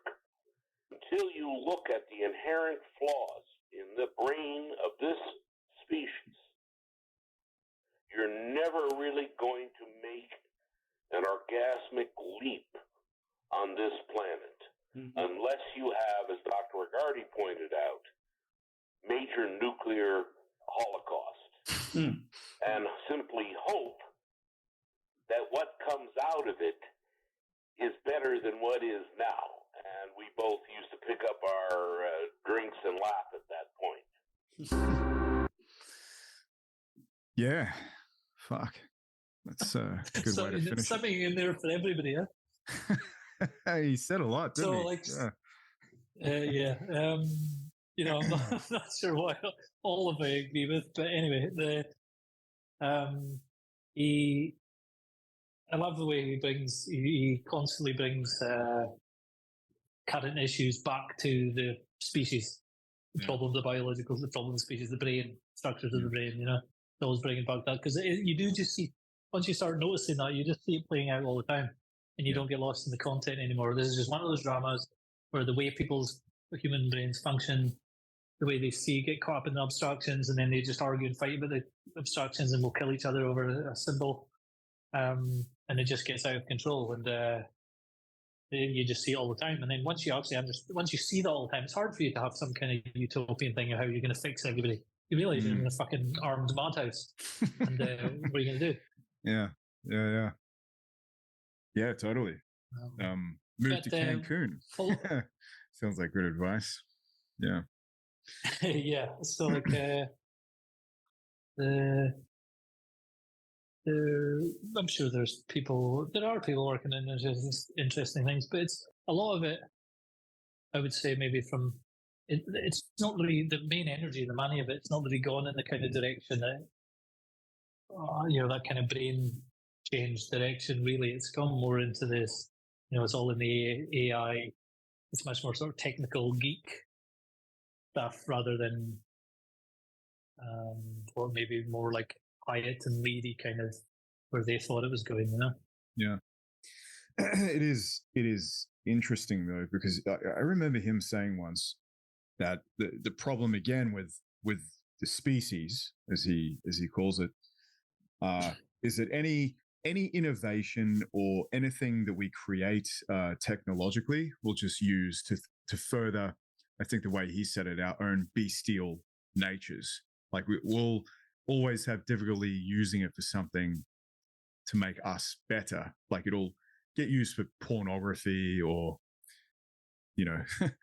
Uber Eats or just something stupid, just something, base, basically. So I agree. So far, things haven't gone in that direction, although I think there is a stream of stuff that is kind of happening on the side. For example, biofeedback technology, meditation technology. I actually think Elon Musk's Neuralink's going to fail. I actually think it's unnecessary. I think they're going to be able to do it without drilling into the brain.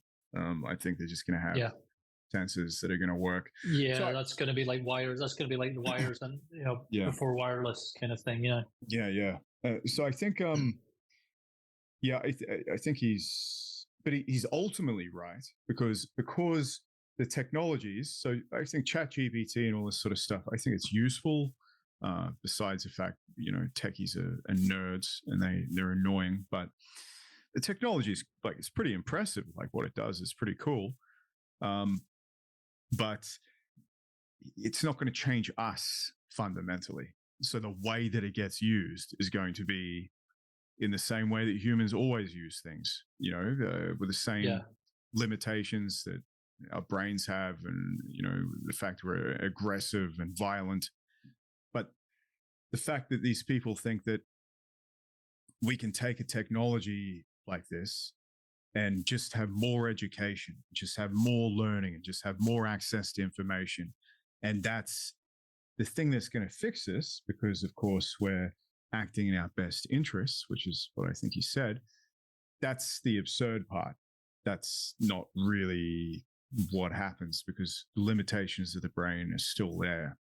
And yeah, I know you're a big fan of Spengler and the fact that things, are going to slowly decline over the next couple of centuries.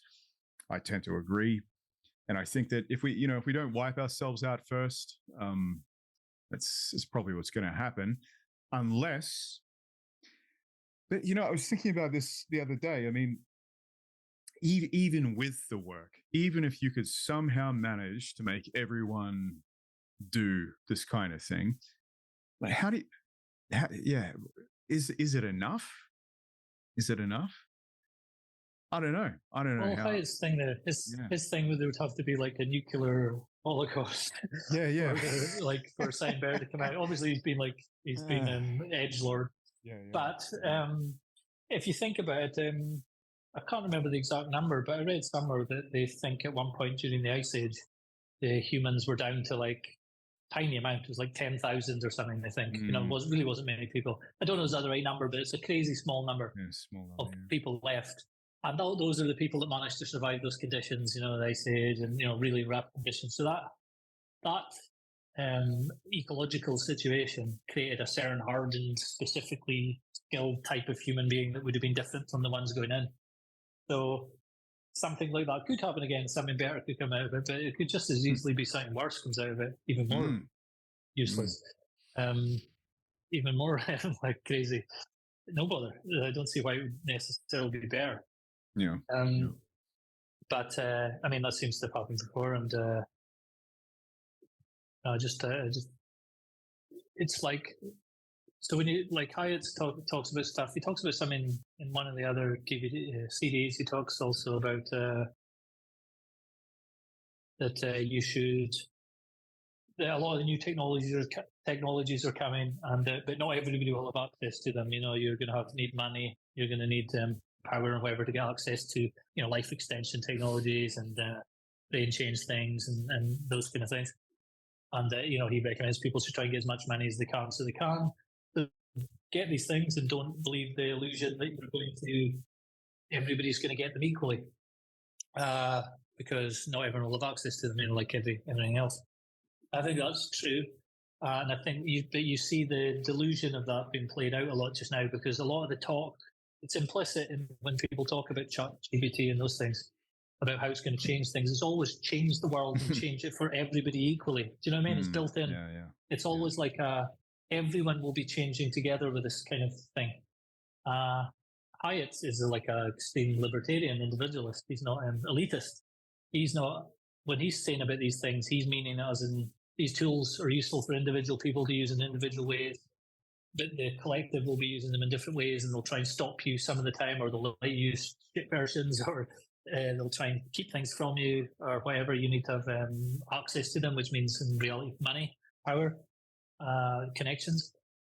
So it's not going to, the benefits aren't going to be equal. There'll only be access to some people. And then if you include Spengler and things declining, then it'll become even more hard to get access to these things for the majority of people. But these high-tech things will still exist.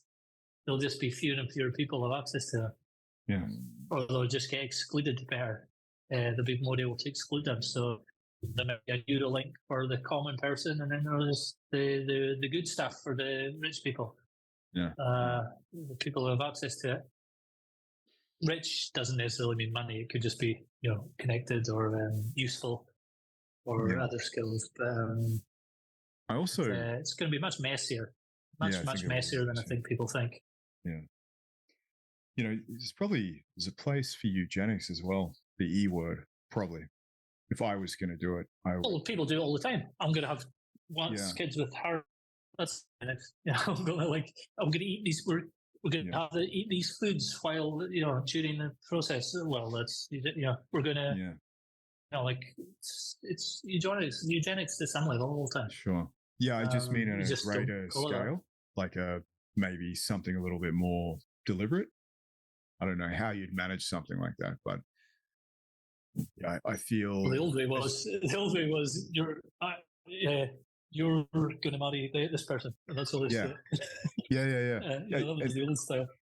I think the other part, it could be some combination of class, eugenics, the natural tendency for human beings to have caste as well. I think that's going to come back as things get more barbaric, and probably the upper castes will have access to certain technologies like that, and it could actually just happen that way, couldn't it? You could just get a new superior caste that call the shots for a while. But it's interesting to think about.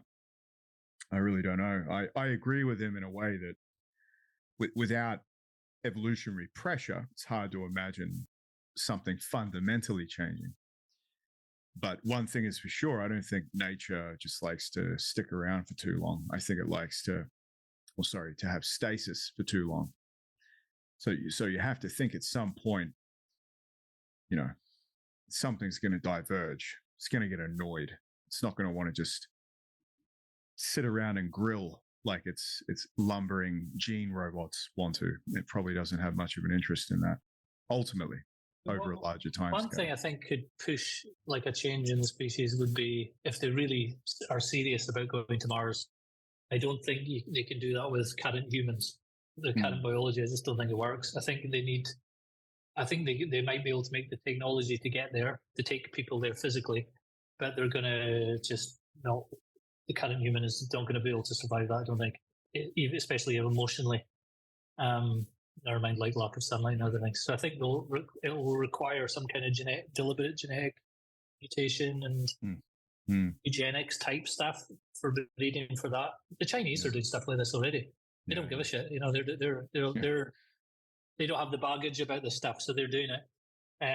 Which means everyone else will end up doing it anyway because it's just, they'll have to. So I think that will push some kind of change, and you'll see some kind of experimental stuff going on. Probably is already happening secretly, in some underground bunker somewhere, to change people's genetics so they can survive going to Mars better. But I think, that kind of, they're going to need to do something to people emotionally, because I don't think people's emotions can survive being that far away from the sun. I mean, in a physical sense. Yeah. I don't think. I think that'll drive people to some kind of weird depression, let alone the lack of fucking vitamin D and everything else. So they're going to have to start mutating like that, and that'll begin with the kind of people who are crazy young guys who want to, or military guys who want to volunteer to be the experiments. So like that might do it.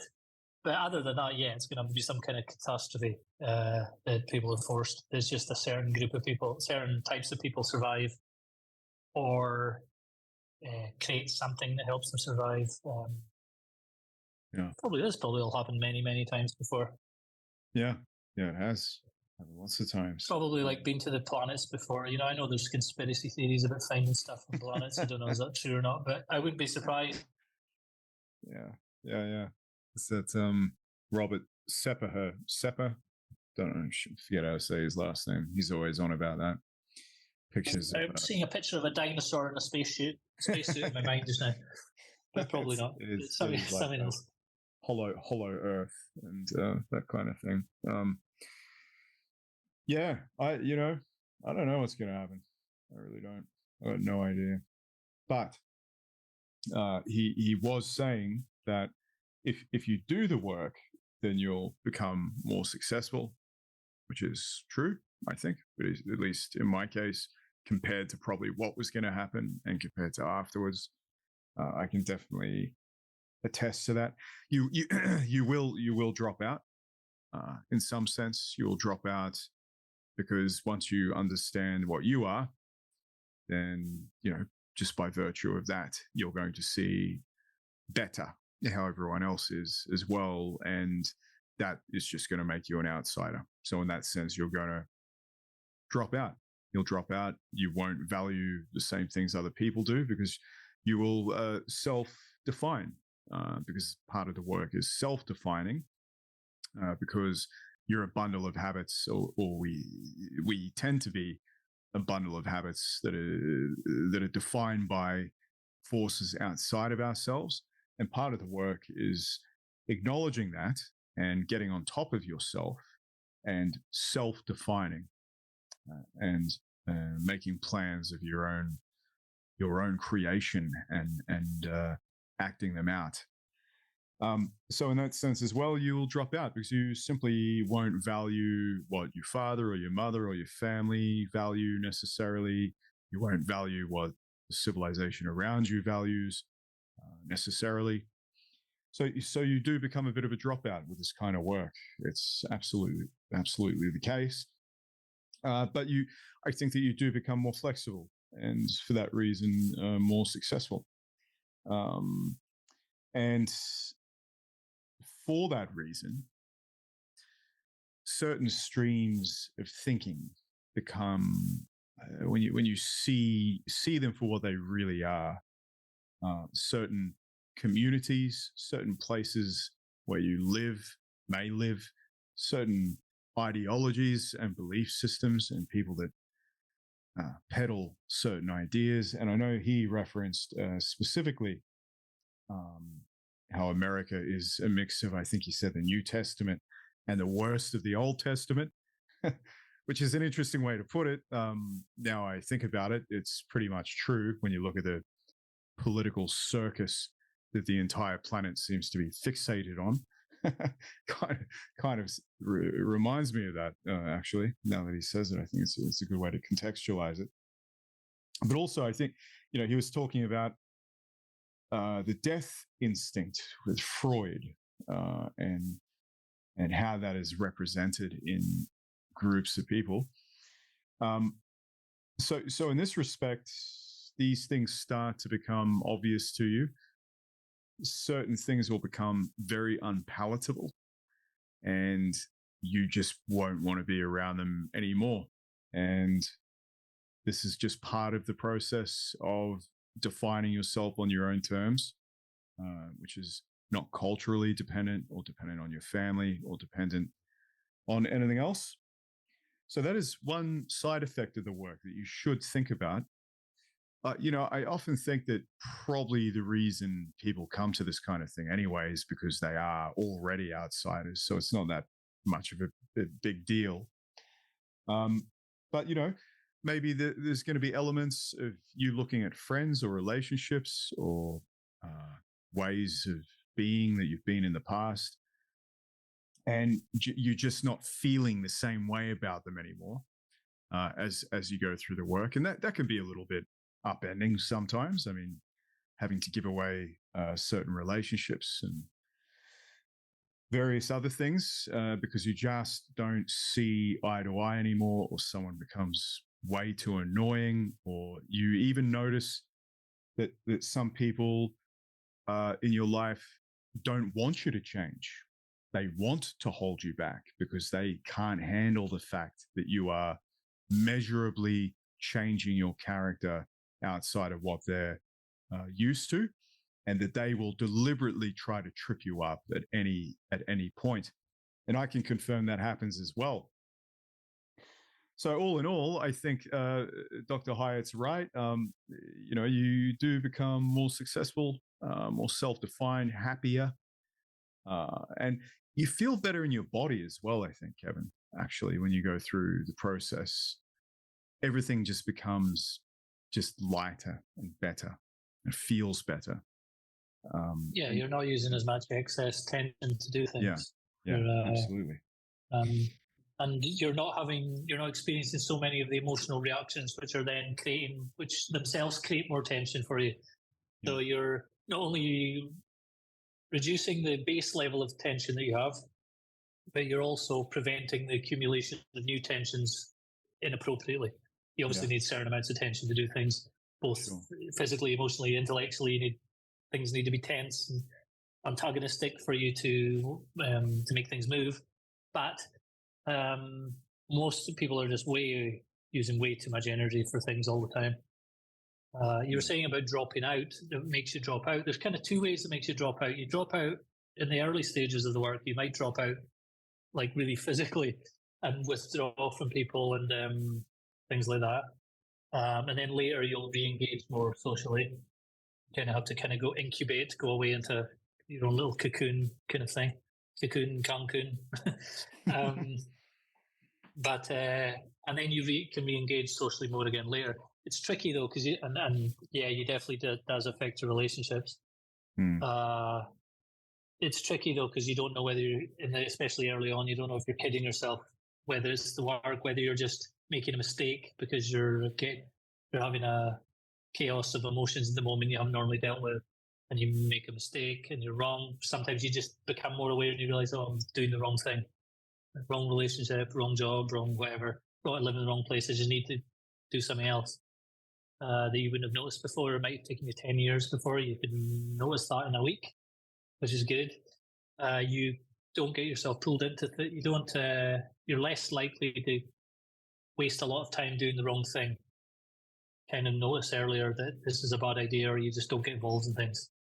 Whether like normal things, like you don't get involved in the gossip in the office because you're just not interested, or you don't get involved in some harebrained business scheme that your friend pulls you into, or you just, because a lot of that's reactive. You've got to invest in this thing now. This is your last chance. It's all kind of reactive decision making.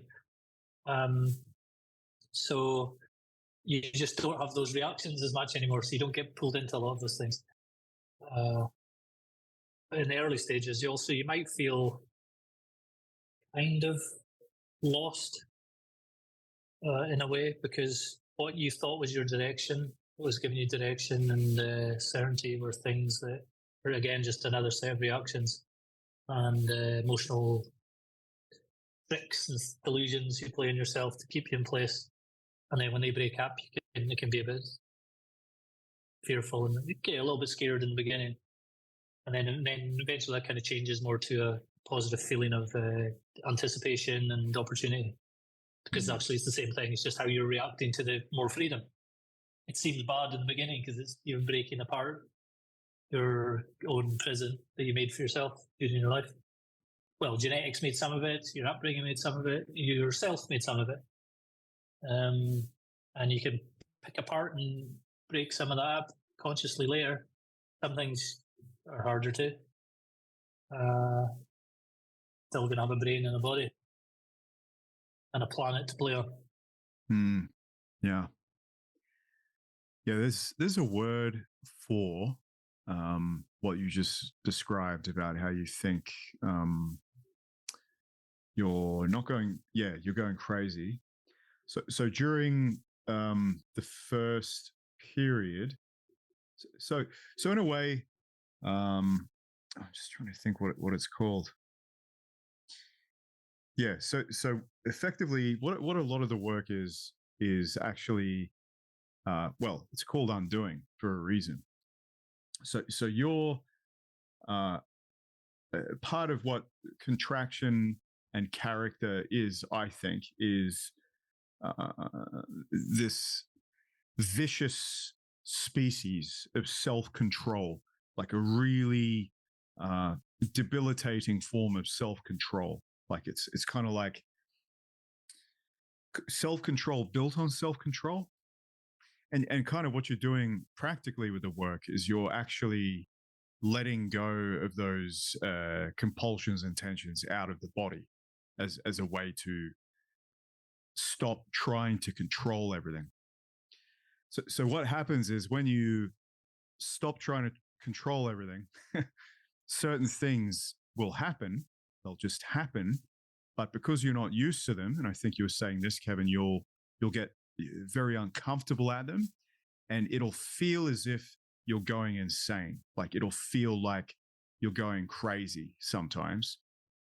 But in a way, what's really happening is you're just stopping the pernicious over control of what's happening and letting those energies and drives, etc., just actually flow without the rigidified contraction that is your character.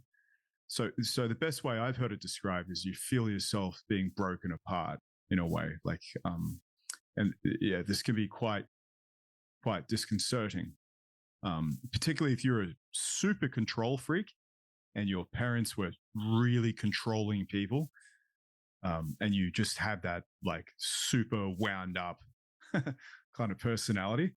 I've heard stories about people like really feeling like they were going insane. I must admit, I never really had that. Like I had uncomfortable things that were weird or whatever, but I never really felt like some people report feeling. But there's actually a word for it, and I just can't remember what it is. Anyway, it doesn't matter. Just allowing things to happen is key to all of this as well, and that includes feelings like this. If you feel uncomfortable through the work and you have certain reactions that you're not used to that just come up, or you feel a certain way about a relationship that you didn't feel before, and you're noticing that it's limiting you actually, or you're noticing the dynamic in the relationship more clearly, and then you're seeing it as negative when before you didn't feel that way, or simply during the session itself. If, for example, if you do certain types of breath work, it can bring up all sorts of weird feelings. Like you can start laughing uncontrollably. You can start. I've seen people crying. You have uncontrollable spasms and weird shaking and muscle things that happen. Again, it's this over control that you're kind of letting go of. That's kind of what the process is. It's the rigidity itself is untwisting, unfurling. It's you're practicing allowing things to happen, which is what you weren't doing before. So in a micro sense, during the session, this is going to happen. And the best thing you can do is simply go with it and notice what's going on. And then in a macro sense, in an everyday life sense, when you quote unquote liberate these energies, which I don't like that term, but it's kind of what it feels like. And as Kevin was describing before, all these things come up that make you feel uncomfortable. It could be all these opinions regarding a relationship, or just a general feeling or whatever it is. The best thing you can do is to just take a step back, notice what's happening, take a note of it, take it down as data, and just kind of go with it, and try not to freak out too much, because you're letting go of that debilitating self-control, which is not to say that you shouldn't have any self-control. That's not really what we're getting at, but it's definitely a useful frame to look at it that way, I think, particularly when you do the work, because I was thinking the other day when I first started doing it, I feel like with Hyatt's course, it's not really well explained what the actual process itself is. And looking back, if someone told me that the general context of it is to simply try to allow things in your body to happen in the right and proper way, I think that probably would have helped. And maybe he did mention that somewhere, I don't know. But at least when I was younger, I don't recall having that in mind so much. But it is really, your body wants to work in a certain way, and it doesn't because of years of opinions and ideas and contractions and emotional experiences. And this is really just the process of undoing all of that and just allowing things to happen. And of course, weird shit is going to happen, right? So that's my final seemingly words. Paradoxically, when you allow the things to happen, when you're doing the practices like that, and you're working on yourself, when you then go to make something happen in normal life, you're actually better at it. You can actually have a plan and stick to the plan and do the work you need to do for the plan to make it happen. So, like, it's not like you take the passivity of the practice into real life and you're just drifting around waiting for things to happen. It's you still have plans, but they're more clear now. You're not being distracted by all these different events that are going on internally and all these reactions, and you're not so easily knocked off course by other people and events. Yeah. And this comes indirectly from letting things happen at your basic level of your sensations, your feelings, your movements, your thoughts.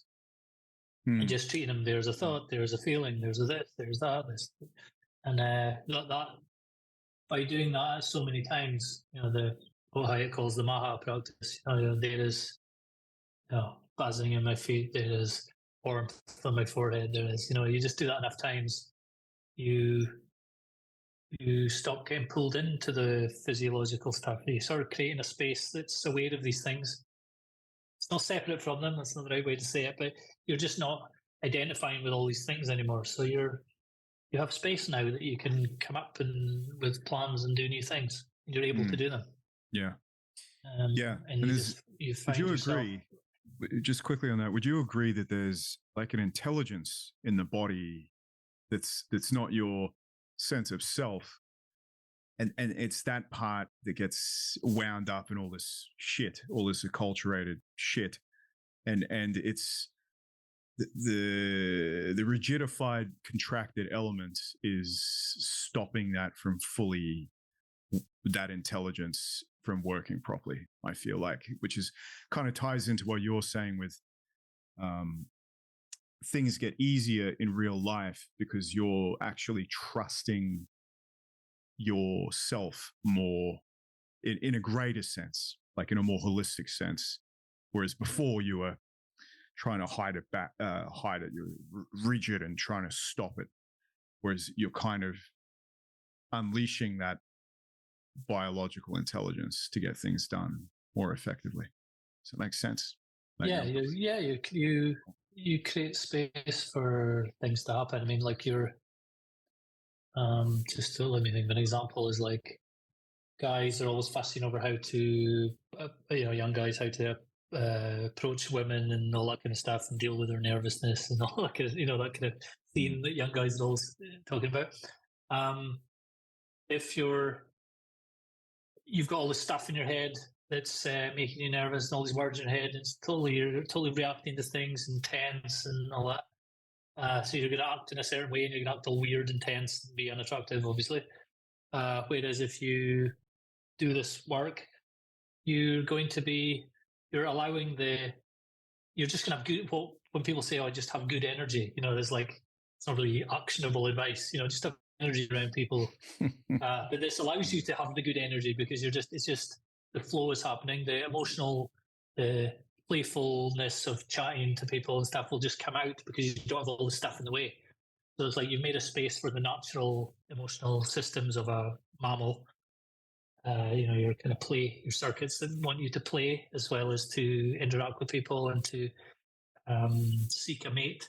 That's going to allow that the non-verbal stuff to be happening in a much more natural way, which will be more attractive. So it's like there's that. That's just one example of the intelligence would be coming out. Obviously, a dangerous situation, you'll react better to the dangerous situation. If you're not all this reactive things going on, you'll do what you need to do without getting all clogged up in feelings. I'll do another example. If you've ever done martial arts, compare yourself at the start when you're sparring. You're like flailing, you're just like rigid and you're all tense and frightened and don't know what to do. And then later when you realize that when you overcome that, you find yourself doing things without totally thinking about them, partly because you've trained them. But it's not just like simple drilling something and it happens as a reflex. It's not like that. It's the deeper intelligence of your body starts to do the right thing without you having to consciously think it through in that moment. But at other times, you are consciously training yourself to do it. Yeah. Intelligence will just come up with the right thing for this new situation, which has never been in before. It's not just repeating the same moves. This is a mistake people make. They think that you just learn physical things and then it's just like an automatic reflex. Well, it is, because you're always in a different situation.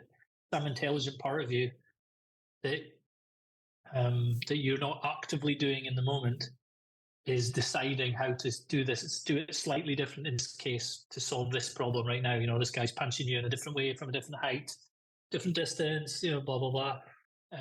You can do more things. But you have to be, another time, you have to be consciously practicing and doing work on yourself in order to develop that intelligence. So there's like a two-way, there's a top-down as well as a bottom-up thing going on, I think. It's been really obvious because I've been in martial arts the last 6 months, 5 months. Yeah. So it's been obvious to me in it, doing it. Stuff I knew the stuff anyway, but that's where most of my examples are coming from now because it's really clear in it. Because you don't get punched in the face as often. So it's helpful for remembering. It helps me remember anyway. Yeah, I particularly with martial arts, with boxing and kickboxing, for me, what I've really noticed over the years is just you get lighter on your feet, just bouncing around a lot more, and you're just not as stuck. You flow. You're a process. You're a flowing process. That's all right for you, though. Yeah. You're 9 foot tall. You can just bounce around far away from people, 6'5", man. That's the rest of us have to find a way into it. Yeah, and actually, what you said before reminded me. So during the sessions, there is an innate intelligence in the body, and that's what you're trying to unravel, I guess, for lack of a better term. But also when you're in the sessions, the thing you've really got to be careful of, and it's one thing to think, oh, I'm just trying to let things happen. I'm trying to get rid of the control or whatever. But there's this thing called the Superman syndrome. So you can actually get to the point where you're enjoying what's going on, and you start to become, you start to demand high performance in it. And there's a real subtle balancing act, I would say, between like, I've got to make this happen. I'm trying to induce the thing, which is another element actually of this rigidity. Or on the other hand, not letting something happen, which is, the other side of the coin. So there's kind of like two sides to it, but you got to be careful of the other side where you're trying to make it happen, like you want it to happen, which is, that's just as bad and destructive. And when you do the work, you've really got to not even balance those two things, but you got to be on the lookout for it, because it's very easy to fall into. And no doubt, people that practice it will fall into it, because it's kind of like a part of the process to some degree. But it's a useful thing to be aware of, that really you can't demand things of the innate intelligence of the body, because that's the actual thing that you're trying to overcome. And that's, as I said, it's easy to fall into. It's that fine tightrope walk in between those two things, I guess, in a way. You just want to let things happen. You want to go relatively slowly, and the body will do whatever it's got to do at a reasonable pace, I believe. That's my view on it. I think about it as you're training the body and educating the body, but you're not actively micromanaging every little detail. So like you're giving it guidance. So it's like, if you think of it like a sort of a rider and a horse.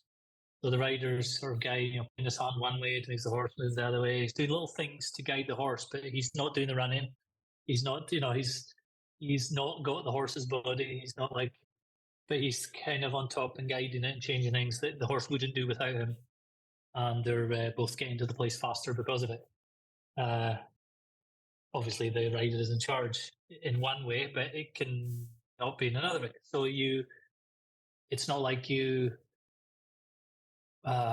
practice being the jockey of the horse really good, and then you can just get on any horse and win. You can't.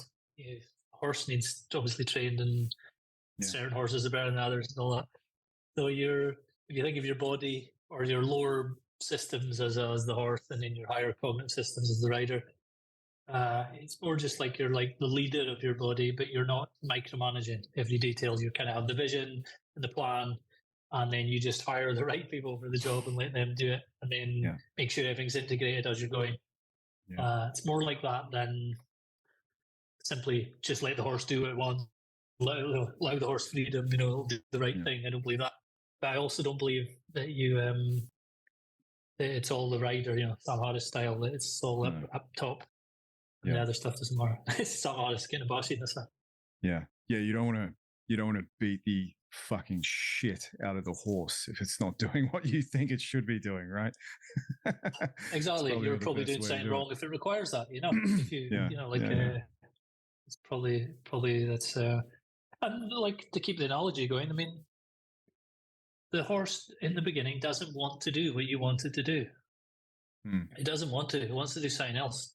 So like, your body wants to do something else, and usually it'll just be the path of least resistance, or whatever the most immediate pleasure is.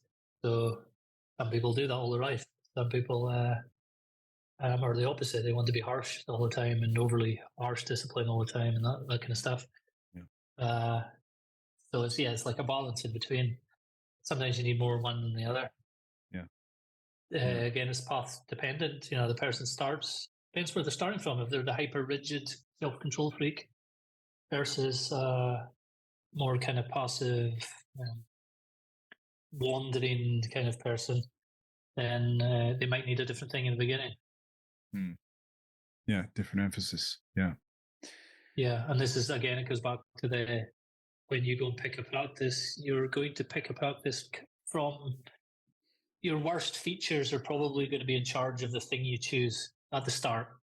So you're not going to do the thing you need. Probably not going to do the thing you need the most, because your horse doesn't want to do that.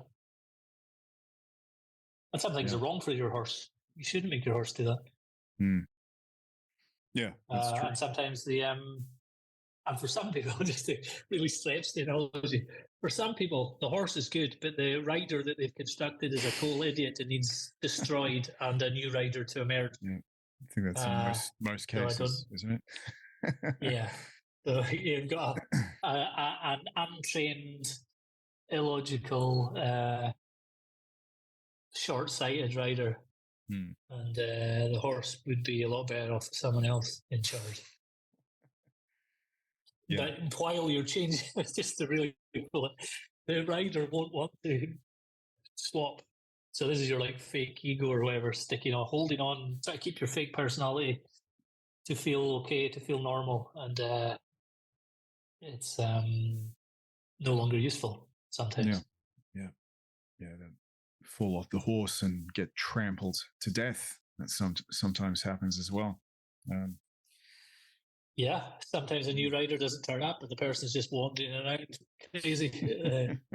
They don't have a new rider, but the other people are like, the rider's totally deluded and thinks there's no horse. Yeah. And he thinks that all horses are equal. I could any horse. That kind of stuff. So. Yeah, all horses are one. I won't go there again. I was mean in the last podcast. I can't be mean to the listeners. You got to be nice to them. I know, this is like I have to be good cop here. Yeah. So I think we've exhausted those two short tracks. I don't know about you, but I feel like I'm repeating myself. For all the talk about people who shouldn't be commenting on the internet, we've taken like 1 minute of audio and talked for 3 hours about it. Yeah, but what we say is useful to people, Kevin. Not like everyone else. It's a Messiah complex. We've downgraded Messiah complex to Superman syndrome. We're really merely a Superman. Yeah. Yep. For sure.